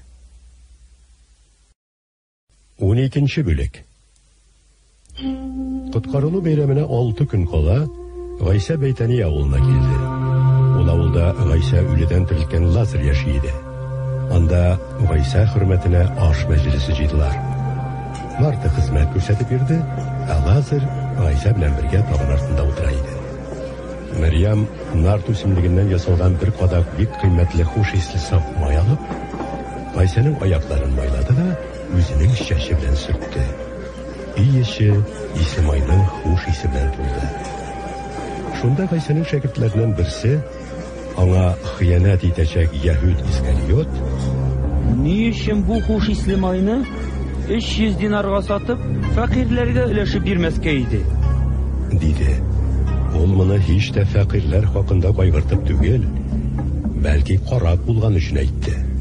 Уртак акча янчыгын йөртү аның вазифасы иде. Ул аннан үзенә акча ала торган иде. Гайса моңа җавап бирде: Калдыр Мәрьямне. Ул бу эшне мине күмү көненә саклады. Фәкыйрьләр һәр вакыт сезнең белән бит. Ә мин сезнең белән һәр вакыт бергә булмам. Шул вакытта күп яһүдләр Гайсаның Бәйтәниядә икәнлеген белеп, шунда җыелдылар. Алар Гайса өчен генә түгел, ул үледән терелгән Лазарны күрү өчен дә килделәр. Шунлыктан баш руханилар Лазарны да үтерергә карар чыгардылар. Чөнки аның аркасында күп яһүдләр Гайса янына килә һәм аңа иман китерә иде. Икенче көнне бәйрәмгә килгән халык арасында Гайса Иерусалимга килә икән дигән хәбәр таралды. Халык хөрмәт татлары тотып Гайсаны каршыларга чыкты һәм: Раббы исеме белән килүче һәм Исраил патшасы Мөбәррәк! дип кычкырдылар. Гайса исә бер ишәк табып, аңа атланды һәм һәммәсе изге язмада язылганча булды. Сион кызы, курыкма. Менә яшь ишәккә атланып, синең патшаң килә. Аның шәкертләре ул вакытта моны аңламадылар. Ә инде Гайса данланганнан соң, аның хакында шулай язылган булуын һәм аны нәкъ шулай каршы алуларын хәтерләренә төшерделәр. Элек Гайса белән бергә булган кешеләр аның Лазарны кабердән чыгарып, үледән терелтүе турында сөйләп бирделәр. Аның шундый мугҗизалы галәмәт кылганын ишеткәнгә, халык аны каршыларга чыкты. Фарисейлар исә үзара: Күрәсезме? Безгә бер нәрсә дә ярдәм итми. Бөтен дөнья аның артыннан бара, диделәр. Бәйрәмдә Аллаһыга табыну өчен килүчеләр арасында берничә грек та бар иде. Алар Галилеядәге Бәйтсайдадан булган Филипп янына килеп, аннан: Әфәндем, без Гайсаны күрергә телибез, дип үтенделәр. Филипп бу турыда Андрейгә әйтте. Аннар алар икәүләп бу үтенечне Гайсага сөйләделәр. Гайса аларга җавабында: Адәм улының данлану вакыты җитте, диде. Сезгә хак сүз әйтәм. Җиргә төшкән бодай бөртеге үлмәсә, шул килеш калыр. Ә үлсә, зур уңыш китерер. Үзенең тормышын яратучы аны һәлак итәчәк. Ә бу дөньяда үз тормышын нәфрәт итүче аны мәңгелек тормыш өчен саклаячак. Кем миңа хезмәт итә, ул миңа иярсен. Мин кайда булсам, минем хезмәтчем дә шунда булыр. Миңа хезмәт итүчегә атам ихтирам күрсәтер. Күңелем минем хәзер борчулы. Нәрсә әйтим? Атам мине бу сәгатьтән коткар дипме? Ләкин бу сәгатькә мин нәкъ шуның өчен килдем дә. Атам, исемеңне данла. Шул вакыт күктән: Мин данладым һәм данлаячакмын дигән тавыш ишетелде. Шунда торган һәм моны ишеткән халык: Күк күкрәде, диде. Кайберләре исә: Аңа фәрештә сөйләде, диделәр. Моңа каршы Гайса: Бу тавыш минем өчен түгел, бәлки сезнең өчен килде. Бу дөнья хәзер хөкем ителә. Хәзер бу дөньяның мирзасы куып чыгарылачак. Мин җирдән күтәрелгәннән соң барлык кешеләрне үземә тартачакмын. Диде. Ул моны үзенең нинди үлем белән үләчәген белдереп әйтте. Халык аңа җавап бирде. Без кануннан Мәсихнең мәңге яшәячәген белдек. Ә син Адәм улы күтәрелергә тиеш дип ничек әйтәсең? Кем ул Адәм улы? Шунда Гайса аларга: Яктылык сезнең белән бераз вакыт булыр әле. Үзегезне караңгылык басмасын өчен яктылык бар чагында йөреп калыгыз. Чөнки караңгыда йөрүче кая барганын белми. Яктылык сезнең белән булган чакта яктылыкка иман китерегез. Шул чакта сез яктылык балалары булачаксыз. Диде. Шушы сүзләрне әйткәннән соң Гайса китеп, халык күзеннән яшеренде. Үзләре алдында Гайса шул кадәр күп мөгъҗизалы галәмәтләр күрсәтүгә дә барамастан, халык аңа иман китермәде. Ишагыя пәйгамбәрнең: "Я Раббым, без сөйләгән хәбәргә кем ышанды? Раббының құдіреті кемгә ачылды?" дигән сүзләре тормышка ашты. Алар иман китерә алмадылар. Чөнки Ишагыя әйткәнчә, ул аларның күзләрен күрмәс итте, йөрәкләрен таш кебек катырды. Югыйсә алар күзләре белән күрерләр, йөрәкләре белән аңларлар, миңа таба борылырлар, һәм мин аларны савыктырыр идем. Ишагыя бу сүзләрне Гайсаның данын күргәнгә әйткән. Ул шулай дип аның турында сөйләгән. Хәер, башлыкларның да күбесе аңа иман китерде, ләкин алар фарисейлар гыйбадәтханәдән айырыр дип куркып икрар итмәделәр. Чөнки Аллаһы данына караганда кешеләр данын күбрәк яраттылар.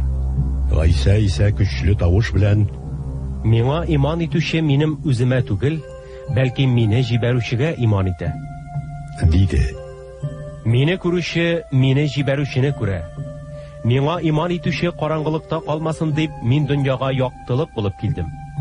Кем дә булса минем сүзләремне ишетеп тә үтәми икән, аны хөкем итмим. Чөнки мин дөньяны хөкем итү өчен түгел, бәлки коткару өчен килдем. Мине кире кагып, сүзләремне кабул итмәүченең үз хөкем итүчесе бар. Аны соңгы көндә мин әйткән сүз хөкем итәчәк. Мин үземнән сөйләмәдем. Нәрсә сөйләргә, нәрсә әйтергә кирәклеге хакында мине җибәргән ата миңа әмер бирде. Мин аның әмеренең мәңгелек тормыш икәнен беләм. Шулай итеп мин нәрсә сөйлим, һәр сүзне атам кушканча сөйлим." 13-нче бүлек.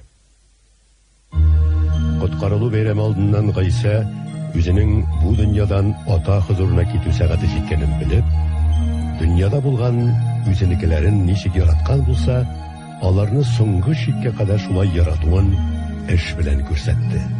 Иблис инде Шимон Искариот улы Яһүднең күңеленә Гайсәгә хыянат итү фикерен салганнан соң, шәкертләре белән кичке аш ашаган вакытта Гайса атаның һәр нәрсәне аның кулына биргәнен һәм үзенең Аллаһыдан килеп Аллаһы янына китүен белгәнгә, урыныннан торды да эс киемен салып, биленә сөлге урады һәм ләгәнгә су салып, шәкертләренең аякларын юа башлады. Юган берсен билендәге сөлге белән сөртә барды.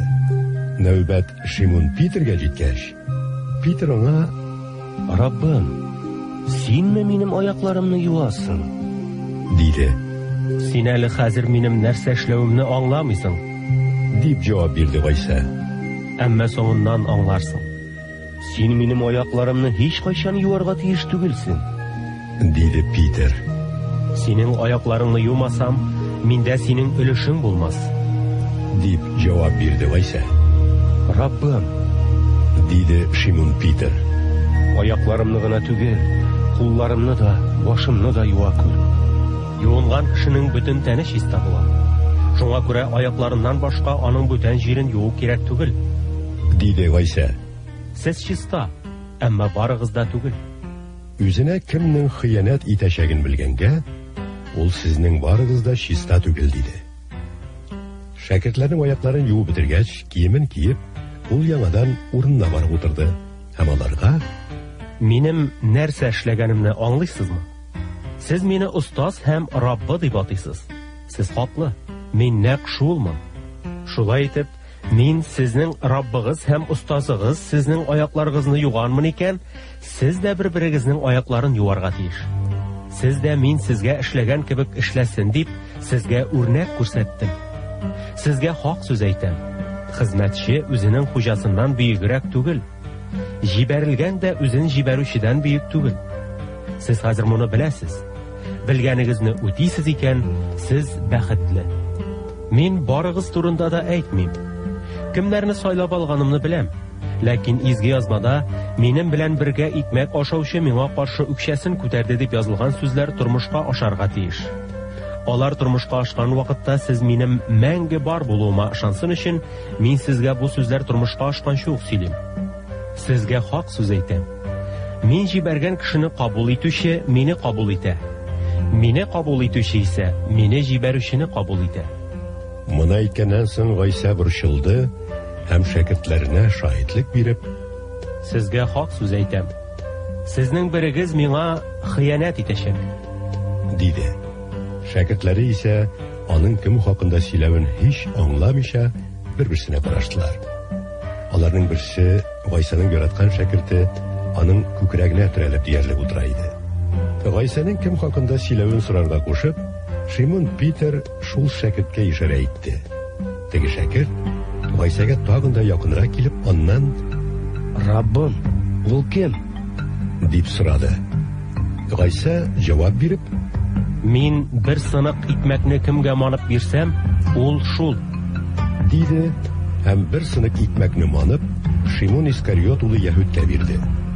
Шул сыныкны кулына алуга аның эченә шайтан керде. Шунда Гайса Яһүдкә эшлисе эшеңне тизрәк эшлә, диде. Әмма Гайсаның аңа ни өчен шулай дип әйтүен анда утыручыларның берсе дә аңламады. Акча янчыгы Яһүдтә булганлыктан кайберәүләр Гайсага бәйрәм өчен безгә кирәк булган әйберләрне сатып алырга яки фәкыйрьләргә нәрсә дә булса бирергә кушкандыр дип уйладылар. Сыныкны алу белән Яһүд чыгып китте. Төн иде. Яһүд чыгып киткәч, Гайса әйтте: хәзер Адәм улы данланды һәм аның аша Аллаһы данланды. Аллаһы аның аша данлана икән, ул да Адәм улын үзендә данлаячак һәм шунда ук данлаячак. Балаларым, мин сезнең белән инде узак булмам. Сез мине эзләрсез. Яһүдләргә әйткән сүзләремне сезгә дә әйтәм. Сез мин китәчәк урынга килә алмассыз. Сезгә яңа әмер бирәм. Бер-берегезне яратыгыз. Мин сезне яраткан кебек, сез дә бер-берегезне яратыгыз. Бер-берегезне яратуыгыздан барысы да сезнең минем шәкертләрем булуыгызны белерләр. Шимон Питер Гайсадан: Раббым, син кая китәсең? дип сорады. Гайса аңа: мин китәчәк урынга син хәзер ияреп бара алмыйсың, әмма соңыннан киләчәксең, дип җавап бирде. Раббым, ни өчен синең артыңнан хәзер бара алмыйм? Синең өчен җанымны да бирергә әзермен, диде аңа Питер. Гайса аңа: син минем өчен җаныңны да бирергә әзерме? Сиңа хак сүз әйтәм. Әтәш кычкырганчы син миннән 3 тапкыр ваз кичәчәксең, диде. 14-нче бүлек. Борчылмагыз. Аллаһыга ышаныгыз һәм миңа ышаныгыз. Минем атам йортында турыр урын күп. Әгәр дә алай булмаса, мин сезгә әйткән булыр идем. Мин сезгә урын әзерләргә барам. Барып урын әзерләгәч, сез дә мин булган урында булсын өчен янә килеп сезне үз яныма алачакмын. Мин бара торган урынга сез юлны беләсез. Тамас Гайсага: Раббым, кая баруыңны белмибез. Шулай булгач, анда бару юлын каян белик инде? диде. Гайса аңа: мин юл, хакыйкать һәм тормыш. Минем аркылы үтмичә атам янына беркем дә килә алмаячак. Мине беләсез икән, минем атамны да белерсез.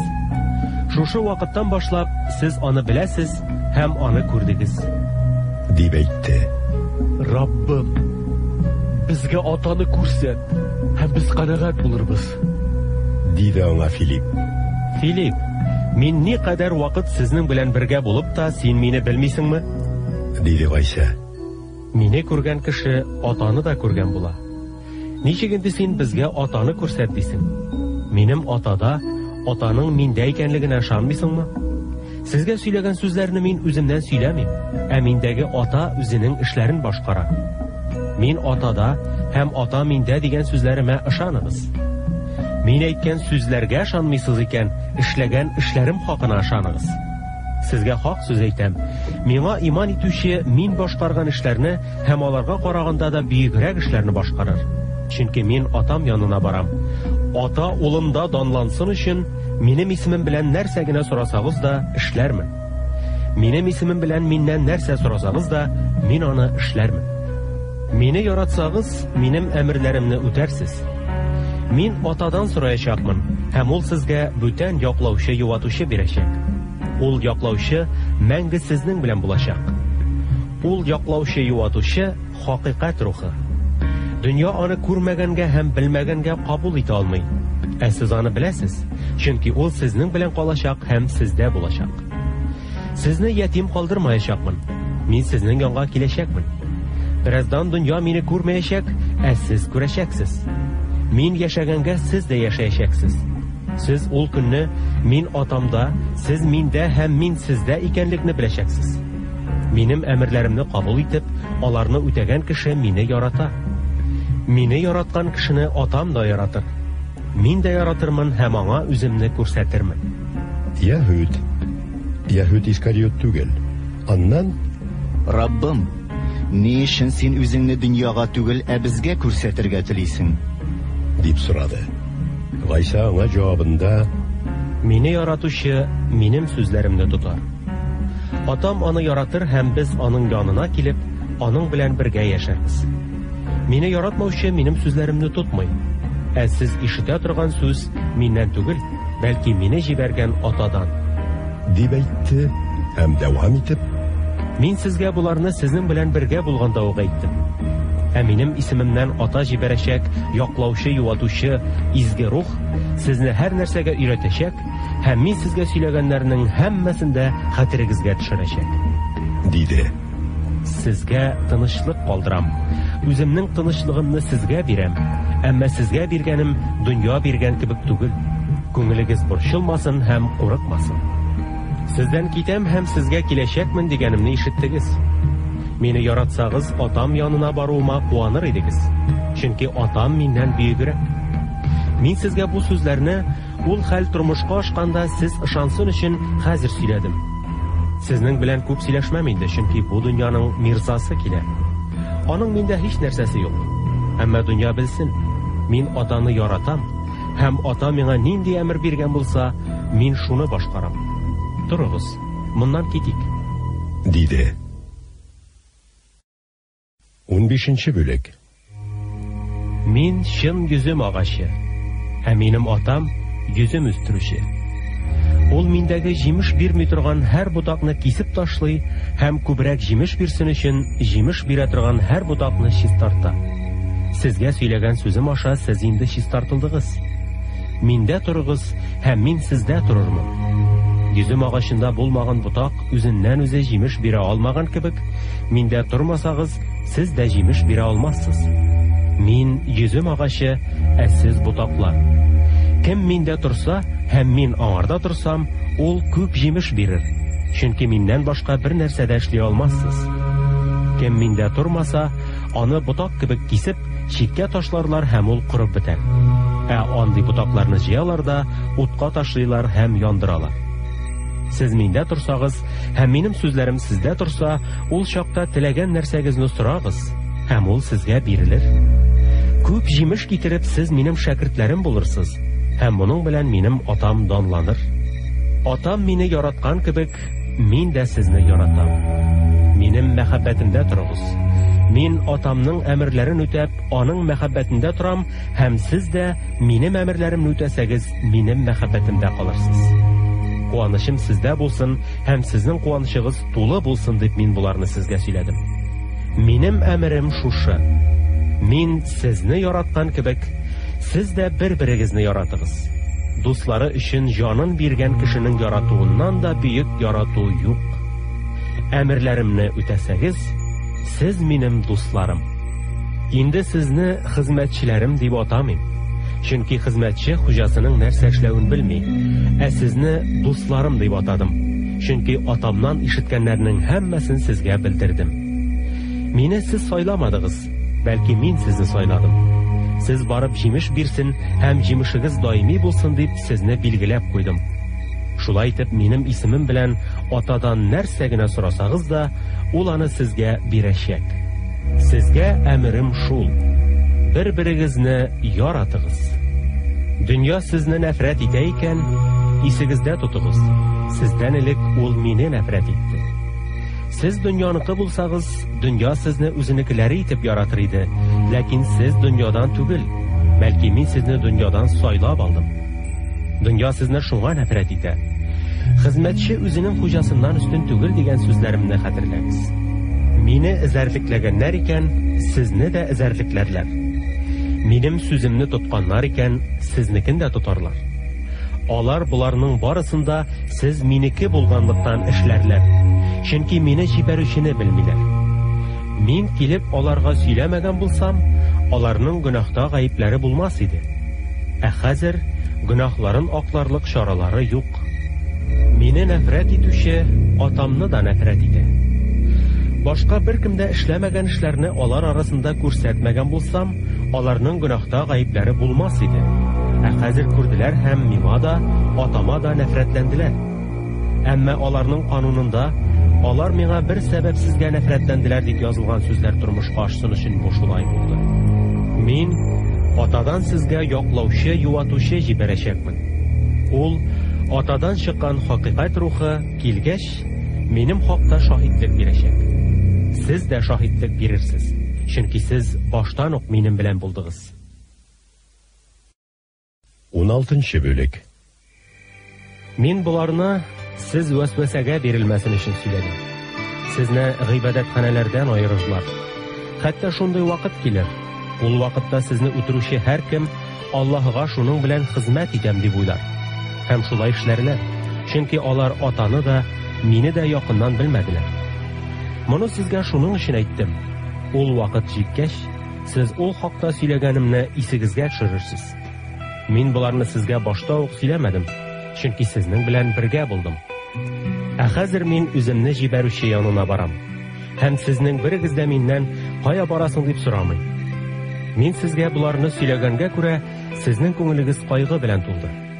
Әмма мин хак сүз әйтәм. Минем китүем сезнең өчен хәерлерәк. Чөнки мин китмәсәм, сезгә яклаучы, юатучы килмәячәк. Ә китсәм, мин аны сезгә җибәрәчәкмен. Ул килгәч, дөньяны гөнаһка, хаклыкка һәм хөкемгә карата фаш итәчәк. Гөнаһка карата, чөнки кешеләр миңа иман итмиләр.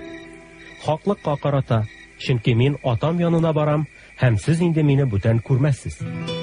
Хөкемгә карата, чөнки инде бу дөньяның мирзасы хөкем ителде. Сезгә сөйлисе сүзләрем бик күп, әмма сез аларны хәзер кабул итә алмассыз. Ул хакыйкать рухы килгәч, сезгә тулы хакыйкатькә юл күрсәтеп торачак. Ул сезгә үзеннән түгел, бәлки ишеткәнен сөйләячәк һәм булачак хәлләрне белдерәчәк. Ул миннән кабул иткән сүзләрне сезгә сөйләп, мине данлаячак. Атаныкы булган барлык нәрсәләр минеке. Мин шуңа күрә миннән кабул иткән сүзләрне изге рух сезгә белдерәчәк дидем. Сез мине бераздан инде күрмәячәксез, һәм янә бераздан мине күрәчәксез. Шуннан соң аның кайбер шәкертләре бер-берсенә: Бераздан сез мине күрмәячәксез, һәм янә бераздан мине күрәчәксез. Һәм мин атам янына барам дип әйтүе нәрсәне аңлата икән? Бераздан дигәне нәрсә икән? Аның нәрсә сөйләгәнен аңламыйбыз. Диештеләр. Үзеннән нәрсә турында сорарга теләгәннәрен белеп, Гайса аларга: Сез мине бераздан күрмәячәксез, һәм янә бераздан мине күрәчәксез дигән сүзләрем хакында бер-берегездән сорашасызмы? Сезгә хак сүз әйтәм. Сез еларсыз, үкереп еларсыз, ә дөнья шатланыр. Сез кайгырырсыз, әмма кайгыгыз шатлыкка әйләнер. Вакыты җиткәч, бала тудыручы хатын җәфа чигә, әмма сабыен тудыргач, баланың дөньяга килүенә шатланып, газаплануын оныта. Шуның кебек сез дә хәзер кайгырасыз. Әмма мин сезне тагын күрәчәкмен. Һәм сезнең күңелегез куаначак, һәм куанычыгызны сездән беркем дә ала алмаячак. Ул көнне сез миннән бер нәрсә турында да сорамаячаксыз. Сезгә хак сүз әйтәм. Минем исемем белән атадан нәрсә генә сорасагыз да, ул сезгә бирәчәк. Моңарчы сез минем исемем белән бер нәрсә дә сорамадыгыз. Сорагыз һәм алырсыз. Һәм сезнең куанычыгыз тулы булыр. Моңарчы мин сезгә кинаяләр белән сөйләдем. Ләкин вакыт җитәр, мин сезгә инде кинаяләр белән сөйләмәм, бәлки ата хакында ачык итеп әйтермен.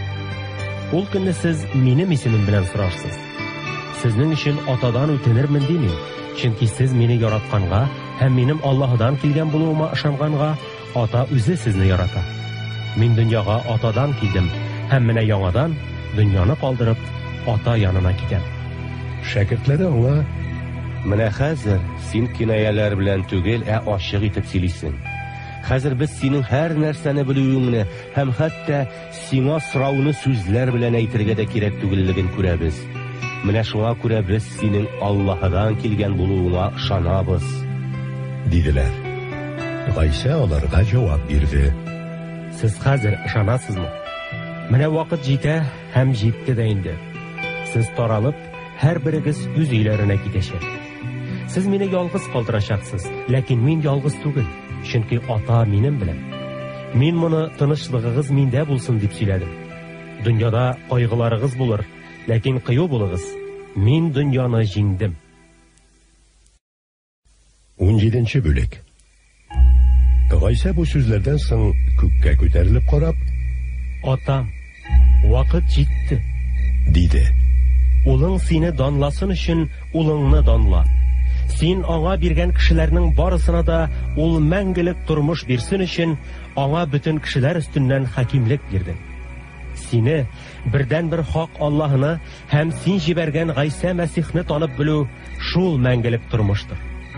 Син тапшырган эшләрне башкарып чыгып, мин сине җирдә данладым.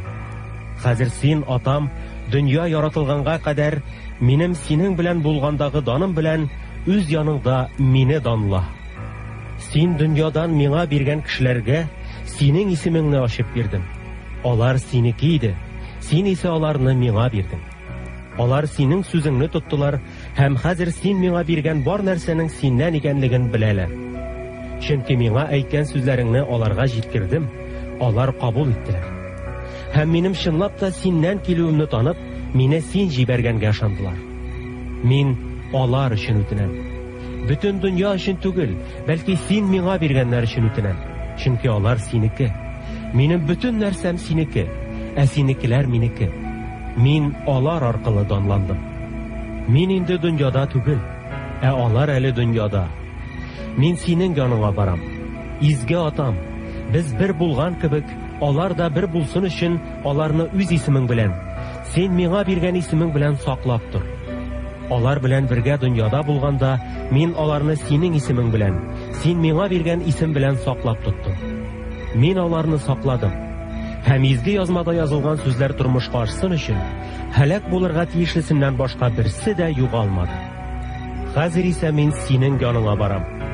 Мин бу сүзләрне аларда куанычым тулы булсын өчен дөньяда чакта сөйлим. Мин аларга синең сүзеңне җиткердем. Дөнья аларга нәфрәтләнде, чөнки мин дөньядан булмаган кебек, алар да дөньядан түгел. Аларны дөньядан алуыңны түгел, бәлки явызлыктан саклауыңны үтенәм. Мин дөньядан булмаган кебек, алар да дөньядан түгел. Аларны үз хакыйкатеңдә изге ит. Синең сүзең хакыйкать. Син мине дөньяга җибәргән кебек, мин дә аларны дөньяга җибәрдем. Алар да хакыйкатьтә изге ителсеннәр дип, үземне алар хакына изге итәм. Мин алар өчен генә түгел, бәлки аларның сүзе аркылы миңа иман китерүчеләр өчен дә үтенәм. Бөтенесе бер булсын. Атам, син миндә һәм мин синдә булган кебек, мине син җибәргәнгә дөнья ышансын өчен алар да бездә булсыннар. Син миңа биргән данны аларга җиткердем. Без бер булган кебек, алар да бер булсыннар. Мин аларда, син миндә. Мине җибәргән булуыңны һәм мине яраткан кебек аларны да яратуыңны дөнья танысын өчен, алар бөтен килеш бер булсыннар. Атам, син миңа биргән кешеләрнең мин булачак урында минем белән бергә булуларын телим. Син мине дөнья яратылганга кадәр үк сөйгәнгә күрә, алар син миңа биргән данны күрсеннәр иде. Гадел атам, дөнья сине белми, ә мин беләм, һәм алар да мине син җибәргәнне беләләр. Миңа булган яратуың аларда да булсын, һәм үзем дә аларда булыйм дип синең исемеңне аларга белдердем һәм белдерәчәкмен. 18-нче бүлек. Бу сүзләрне әйткәннән соң Гайса шәкертләре белән Кыдрун инешенең аръягына чыгып, шундагы бакчага керде. Гайса шәкертләре белән еш кына шунда җыелганлыктан, ул урынны аңа хыянәт итәчәк Яһүд тә белә иде. Яһүд гаскәри төркем һәм дә баш руханилар ва фарисилар җибәргән тәртип саклаучылар белән бергә шунда килде. Алар үзләре белән факеллар, яктырткычлар һәм кораллар алганнар иде. Гайса исә үзе белән булачак һәр нәрсәне белеп, алгарак чыкты һәм алардан "Кемне эзлисез?" дип сорады. Алар аңа Насаралы Гайсаны дип җавап бирделәр. Гайса аларга "Ул мин" диде. Хыянатчы Яһүд тә алар белән шунда тора иде. Гайса "Ул мин" дигәч, алар артка чигенеп җиргә егылдылар. Ул янә "Кемне эзлисез?" дип сорады. Алар Насаралы Гайсаны диделәр. Гайса җавап бирде. "Мин инде сезгә ул мин дип әйттем бит. Сез мине эзлисез икән, минем белән булган кешеләрне чыгарып җибәрегез." Ул "Син миңа биргәннәрнең берсен дә югалтмадым" дигән сүзләр тормышка ашсын өчен шулай дип әйтте. Шимон Питерның күче бар иде. Ул аны тартып чыгарды һәм иң баш руханиның хезмәтчесенә силтәнеп, аның уң колагын шауып изде. Ул хезмәтченең исеме Мәлик иде. Һәммә Гайса Питергә "Кылычыңны кынына тыгып куй. Атам биргән кәсәне мин ичмәм дип уйлыйсың мәллә?" диде. Гаскәриләр, аларның башлыгы һәм яһүдләрнең тәртип саклаучылары Гайсаны тотып бәйләделәр. Баштан шул елның иң баш рухани булган Каяфәснең кайнатасы Ханнас янына алып бардылар. Яһүдләргә халык өчен бер кешенең үлүе хәерлерәк дип киңәш биргән кеше шул Каяфәс иде. Шимон Питер һәм тагын бер шәкерт Гайса артыннан бардылар. Бу шәкерт исә иң баш рухани белән яхшы мөнәсәбәттә булганга күрә, Гайса белән иң баш руханиның ишек алдына керә алды. Ә Питер тышкы якта ишек артында басып калды. Аннары иң баш рухани белән яхшы мөнәсәбәттә булган теге шәкерт чыкты да, ишек саклаучы хезмәтче кызга әйтеп, Питерне ишеккә алып керде. Шунда ишек саклаучы хезмәтче кыз Питердән "Син дә бу кешенең шәкерте мәллә?" дип сорагач, ул "Юк" дип җавап бирде. Салкын булганлыктан хезмәтчеләр һәм тәртип саклаучылар учак ягып җылынып торалар иде. Питер дә алар белән бергә җылынып торды. Иң баш рухани исә Гайсадан аның шәкертләре хакында һәм нәрсәләргә өйрәтүе турында сорашты. Гайса аңа "Мин дөньяга ачык сөйләдем. Һәр вакыт яһүдләр җыела торган гыйбадәтханәдә һәм Аллаһы йортында өйрәттем һәм яшеренеп һич нәрсә сөйләмәдем. Нигә миннән сорыйсың? Мин сөйләгәннәрне ишеткән кешеләрдән сора. Мин нәрсә сөйләгәнне алар беләләр" дип җавап бирде. Гайса шулай дигәч, аның янында торган тәртип саклаучыларның берсе аның яңагына сугып, иң баш руханига син шулай җавап бирәсеңме? диде. Гайса аңа "Мин ялган сөйләгән булсам, ялган икәнен исбат ит. Ә дөресен сөйләгәнмен икән, нигә миңа сугасың?" дип җавап бирде. Ханнас аны бәйләнгән хәлдә иң баш рухани Каяфәс янына җибәрде. Җылынып торганда Шимон Питердән "Син дә аның шәкертләренең берсе түгелме?" дип сорадылар. Ул "Юк" дип ваз кичте. Иң баш рухани хезмәтчеләрнең берсе, колагын Питер чуап изгән кешенең туганы, аңа "Мин сине аның белән бергә бакчада күрдем түгелме?" диде. Питер тагын ваз кичте. Нәкъ шул вакытта тәш кычкырды. Гайсаны Каяфәс яныннан идарәче Пилат сараена алып килделәр. bu хәл иртә белән булды. Коткарылу бәйрәменең ашын ашарга мөмкин булсын өчен, акланулары бозылмасын дип, Яһүд башлыклары идарәче сараена кермәделәр. Идарәче Пилат алар янына чыгып, "Сез бу кешене нәрсәдә гаеплисез?" дип сорады. Алар аңа: "Ул җинаятьче булмаса, аны сиңа тотып китермәгән булыр идек", дип җавап бирделәр. Пилат аларга: "Аны кануныгыз буенча үзегез хөкем итегез", диде. Яһүдләр аңа: Безгә беркемне дә үлемгә дучар итү хокукы бирелмәгән, диделәр. Бу Гайсаның үзенең нинди үлем белән үләчәгенә ишарә итеп әйткән сүзе тормышка ашсын өчен әйтелде. Шунда Пилат яңадан сарайына керде һәм Гайсаны чакыртып, аннан: "Син Яһүдләр патшасымы?" дип сорады. Гайса аңа: Син моны үзеңнән генә әйтәсеңме? Яки минем хакта сиңа башкалар сөйләдеме? диде. Пилат әйтте: "Әллә мин Яһүдме? Сине миңа синең халкың һәм баш руханилар тапшырды. Син нәрсә эшләдең?" Минем патшалыгым бу дөньяныкы түгел. Әгәр патшалыгым бу дөньяныкы булса, хезмәтчеләрем Яһүдләр кулына тапшырылмавым өчен көрәшкән булырлар иде. Әмма минем патшалыгым бу дөньяныкы түгел, дип җавап бирде Гайса. Пилат аңа: "Димәк, син патша?" диде. Гайса җавап биреп: Син мине патша дип әйтәсең. Мин хакыйкать турында шаһитлек бирү өчен тудым. Мин шуның өчен дөньяга килдем дә. Хакыйкатьтән булган һәркем мине тыңлый, диде. Пилат аннан: "Нәрсә ул хакыйкать?" дип сорады. Шуннан соң ул яңадан Яһүдләр янына чыгып: "Мин аны гаепләрлек бер сәбәптә күрмим", диде. "Сезнең гореф гадәтегез буенча, коткарылу бәйрәмендә мин сезгә бер тоткынны азат итәргә тиешмен.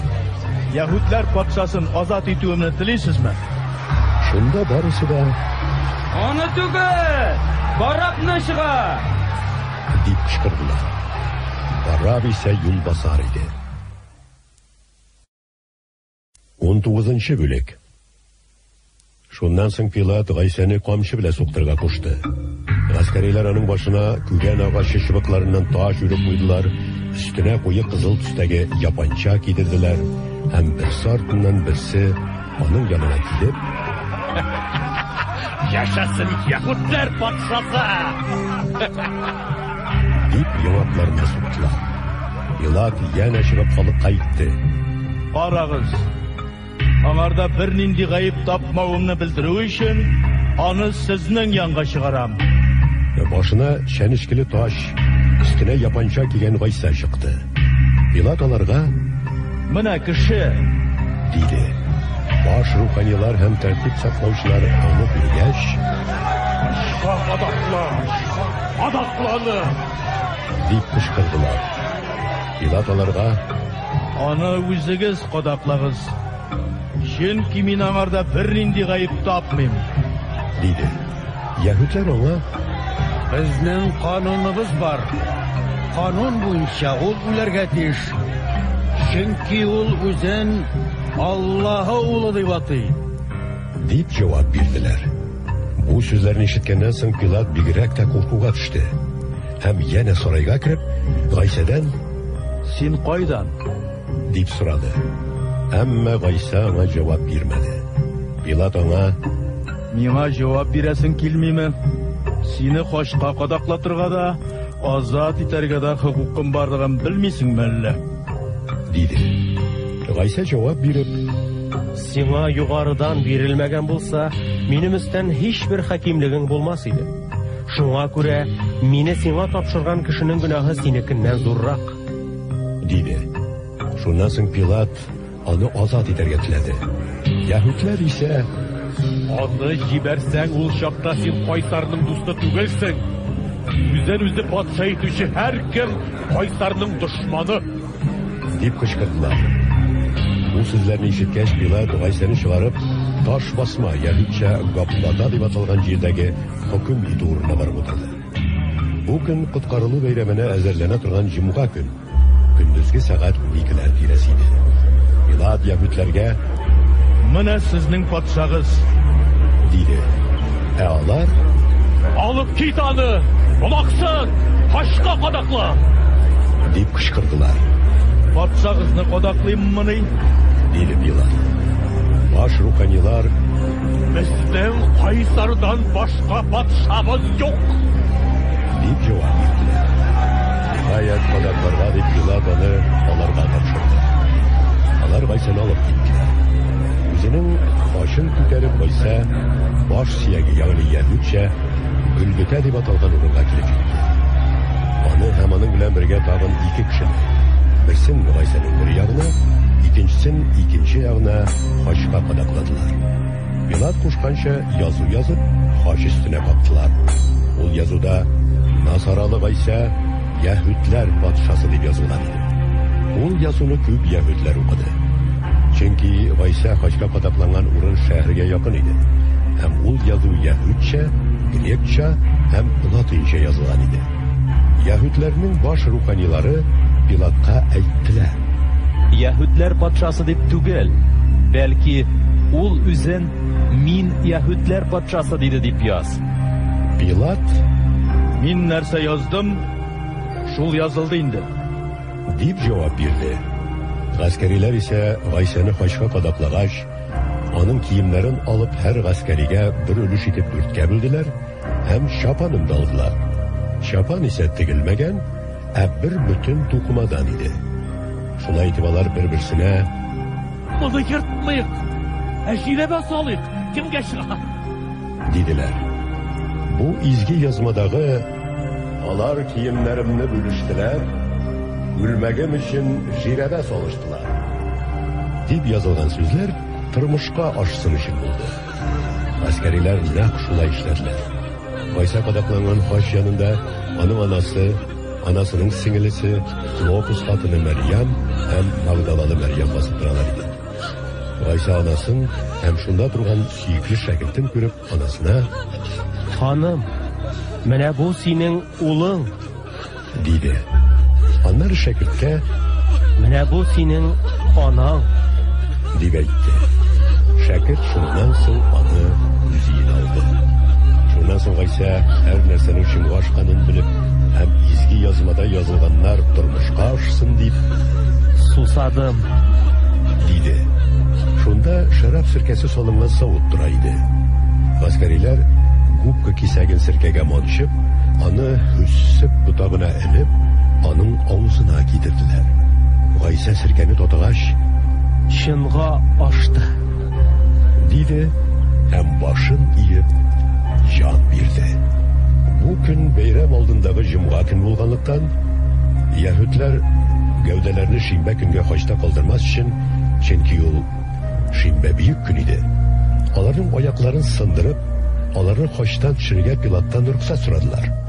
Шуннан гаскәриләр килеп, Гайса белән бергә кадакланганнарның башта берсенең, аннан икенчесенең аякларын сындырдылар. Әмма Гайса янына килгәч, аның инде үлгән булуын күрделәр һәм шуңа күрә аякларын сындырмадылар. Ә бер гаскәри аның кабыргасына сөңге белән җәнҗиде. Аннан кан белән су агып чыкты. Бу хәлләрне күргән кеше сез иман итсен дип шул хакта шаһидлек бирде. Аның шаһидлеге хак һәм ул хакыйкатьне сөйләвен белә. Чөнки бу хәл изге язмада аның һичбер сөяге сынмас дип язылган сүзләр тормышка ашсын өчен булды.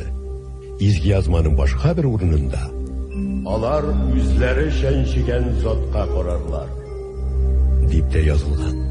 Шуннан соң яһүдләрдән курыкканга күрә, Гайсаның шәкерте булуын яшереп йөргән Ариматайлы Юсуф Пилаттан Гайсаның гәүдәсен алырга рөхсәт сорады. Пилат рөхсәт бирде. Юсуф Гайсаның гәүдәсен хачтан барып алды. Элегрәк төнлә Гайса янында булган Никодим да килде һәм үзе белән 100 кадакка якын мирра белән алуе кушып ясалган хушбуй китерде. Шулай итеп алар Гайсаның гәүдәсен алып, яһүдләрнең күмү йоласы буенча аны хушбуй сөртелгән кәфенгә урадылар. Гайса хачка кадакланган җирдә бер бакча, ә бакчада әле һичкем салынмаган яңа кабер бар иде. Яһүдләрнең бәйрәмгә әзерләнә торган җомга көне булганлыктан, Гайсаны шунда салдылар, чөнки кабер якын иде. 20 bölек. Атнаның беренче көнендә иртән иртүк, әле караңгы вакытта ук, Магдалалы Мәрьям кабер кушы янына килде. Һәм кабер алдыннан ташның читкә алып ташланганын күрде. Ул шунда ук Шимон Питер һәм Гайсаның теге сөекле шәкерте янына йөгереп барып аларга: Раббыны кабердән алып киткәннәр. Кая куйганнарын белмибез. Диде. Питер белән әлеге шәкерт шундук кабер янына киттеләр.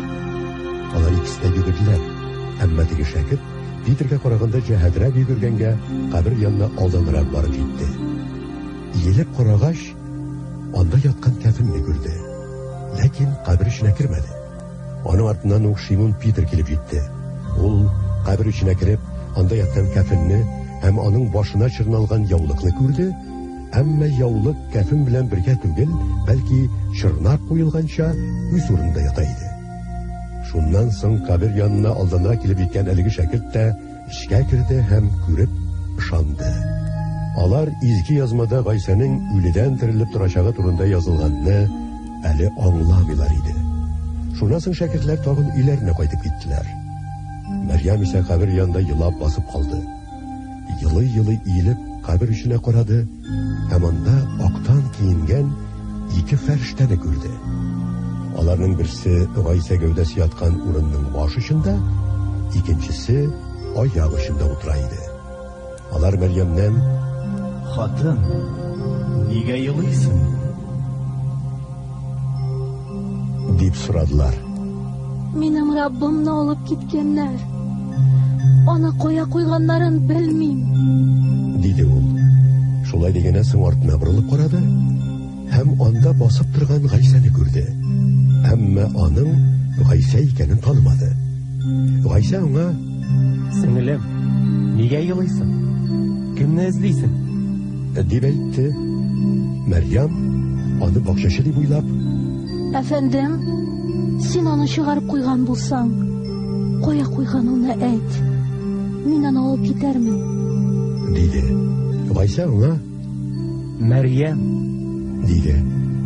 Ә ул әйләнеп карап, яһүдчә: Раббуни, дип әйтте. Раббуни устаз дигәнне аңлата. Гайса аңа: миңа кагылма, чөнки мин әле атам янына күтәрелмәдем. Туганнарым янына кайтып әйт. Мин үземнең атам һәм сезнең атагыз янына, үземнең Аллаһым һәм сезнең Аллаһыгыз янына күтәреләм. Диде. Магдалалы Мәрьям шәкертләр янына килеп: Мин Раббыны күрдем, диде һәм аларга Гайса әйткән сүзләрне сөйләп бирде. Шәкертләре шул ук көнне кич белән яһүдләрдән куркып, йорт ишекләрен бикләп җыелып утырганда, Гайса килеп керде һәм уртага басып аларга: Сезгә иминлек булсын, диде. Шулай дигәннән соң ул аларга кулларын һәм кабыргаларын күрсәтте. Шәкертләр Раббыны күргәнгә бик куандылар. Гайса аларга тагын: Сезгә иминлек булсын. Атам мине җибәргән кебек, мин дә сезне җибәрәм, дип әйтте. Моны әйткәч, ул сулышын аларга өреп: Изге рухны кабул итегез. Кемнең гөнаһларын кичерсәгез, шуныгы кичерелер. Кемнекен кичермәсәгез, аныгы кичерелмәс, диде. Гайса килгәндә 12-нең берсе игезәк кушаматлы Тамас алар белән түгел иде. Башка шәкертләр аңа: Без Раббыны күрдек, диделәр. Ә ул аларга: Аның кулларындагы кадак яраларын күрмичә, кадак яраларына бармагымны, кабыргаларына кулымны тидереп карамыйча ышанмам, дип әйтте. Бер атнадан соң аның шәкертләре бер йортта тагын җыелып утырганда, Тамас та алар белән бергә иде. Гайса ишекләр бикле килеш килеп керде һәм аларның уртасына басып: Сезгә иминлек булсын, диде. Аннары Тамаска: Бармагыңны монда куй һәм кулларыма кара. Кулыңны суз да кабыргаларыма тидер. Шикләнеп торма, ышан, дип әйтте. Шунда Тамас аңа җавап биреп: Минем Раббым һәм Аллаһым, диде. Гайса: Син мине күргәнгә ышандың. Күрмичә ышанучылар бәхетле, дип әйтте. Гайса үзенең шәкертләре алдында бу китапта язылмаган башка бик күп мөгъҗизалы галәмәтләрне күрсәтте. Булар исә сез Гайсаның Аллаһы улы Мәсих булуына иман итсен өчен һәм иман итеп, аның исеме аркылы сезгә тормыш булсын өчен язылды. 21-нче бүлек. Шушы хәлләрдән соң Тибриас диңгезе буенда Гайса шәкертләренә янә күренде. Аның күренүе булай булды. Шимон Питер, игезәк кушаматлы Томас, Галилеядагы Кана шәһәреннән Натанаил, Зөбедә уллары һәм Гайсаның тагын 2 шәкерте бергә иделәр. Шимон Питер балык тотарга барам дигәч, калган шәкертләр аңа без дә синең белән барабыз диделәр. Алар кимәгә утырып yüzüp киттеләр, әмма ул төнне һич нәрсә тота алмадылар. Таң атканда яр буенда Гайса басып тора иде. Әмма шәкертләре аның Гайса икәнен танымадылар. Гайса аларга: "Егетләр, сезнең ашарга берәр нәрсәгез юкмы?" диде. Алар аңа: "Юк" дип җавап бирделәр. Ул аларга: "Ятмәне көймәнең уң ягына салыгыз, тотарсыз" диде. Алар шулай иттеләр, һәм эләккән балыкның күплегеннән ятмәне тартып чыгара алмадылар. Шунда Гайсаның яраткан шәкерте Питергә: "Бу Раббы" диде. Бу Раббы дигән ишеткәч, Шимон Питер эш киемен киеп, ул шишенгән иде, суга сикерде. Ярдан 140 аршын чамасы гына ераклыкта булган башка шәкертләр килә белән килеп, балык белән тулган ятмәне сөйрәп яргалып чыктылар. Ярга чыккач, алар икмәкне һәм учакта яткан балыкны күрделәр. Гайса аларга: "Тоткан балыкларыгызның биразын монда алып килегез" диде. Шимон Питер зур балыклар белән тулган ятмәне өстәрә җиргә чыгарды. Анда 153 балык бар иде. Балыкның шундый күп булуына да карамастан, ятмә йыртылмады. Гайса аларга: "Ашарга килегез" диде. Шәкертләрнең берсе дә син кем дип сорарга батырчылык итмәде. Чөнки алар аның Раббы икәнен белделәр. Гайса якынрак килеп, икмәкне алды һәм аларга өләште. Шулай ук балыкны да алып, аларга бирде. Бу инде Гайсаның үледән терелтелгәннән соң шәкертләренә 3-нче тапкыр күренү иде. Ашаганнан соң Гайса Шимон Питердән: "Яхья улы Шимон, син мине башка шәкертләремә караганда күбрәк яратасың" дип сорады. Питер аңа: "Әйе, Раббым, син минем яратуымны беләсең" дип җавап бирде. Гайса аңа: "Минем бәрәннәремне көт" диде. Гайса 2-нче мәртәбә: "Яхья улы Шимон, син мине яратасыңмы" дип сорады. Питер аңа: "Әйе, Раббым, син минем яратуымны беләсең" дип җавап бирде. "Минем сарыкларыма көтүче бул" диде. 3-нче мәртәбә ул аннан: "Яхья улы Шимон, син мине яратасыңмы" дип сорады. Питер аның син мине яратасыңмы дип 3-нче мәртәбә соравына көенеп, аңа: "Раббым, син бөтенесен беләсең, син яратуымны да беләсең" дип җавап бирде. Гайса аңа: "Минем сарыкларымны көт" диде. "Сиңа хак сүз әйтәм. Син яшь чакта үзеңне үзең билбаулап, теләгән җиреңә бара идең. Ә картайгач кулларыңны сузарсың, һәм башка берәү сине билбаулап, теләмәгән җиреңә алып барыр." Ул бу сүзләрне Питерның нинди үлем белән Аллаһны данлаячагын белдереп әйтте. Шуннан соң Гайса аңа: "Минем артымнан бар" диде. Шул вакыт Питер артына әйләнеп карагач, артларыннан Гайсаның яраткан шәкерте килүен күрде. Бу кичке аш вакытында Гайсаның күкрәгенә терәлеп диярлек утырган: "Раббым, сиңа кем хыянат итәчәк?" дип сораган шәкерт иде. Питер аны күргәч, Гайсадан: "Раббым, аның белән нәрсә булачак?" дип сорады. Гайса аңа: "Мин килгәнгә кадәр аның яшәвен теләсәм дә, анда синең ни эшең бар? Син минем артымнан бар" диде. Шуңа күрә кардәшләр арасында ул шәкерт үлмәячәк дигән сүз таралды. Әмма Гайса үлмәячәк димәде. Ә мин килгәнгә кадәр аның яшәвен теләсәм дә, анда синең ни эшең бар, диде. Бу вакыйгаларга шаһитлек биреп, бу сүзләрне язган шәкерт шул шәкерт була.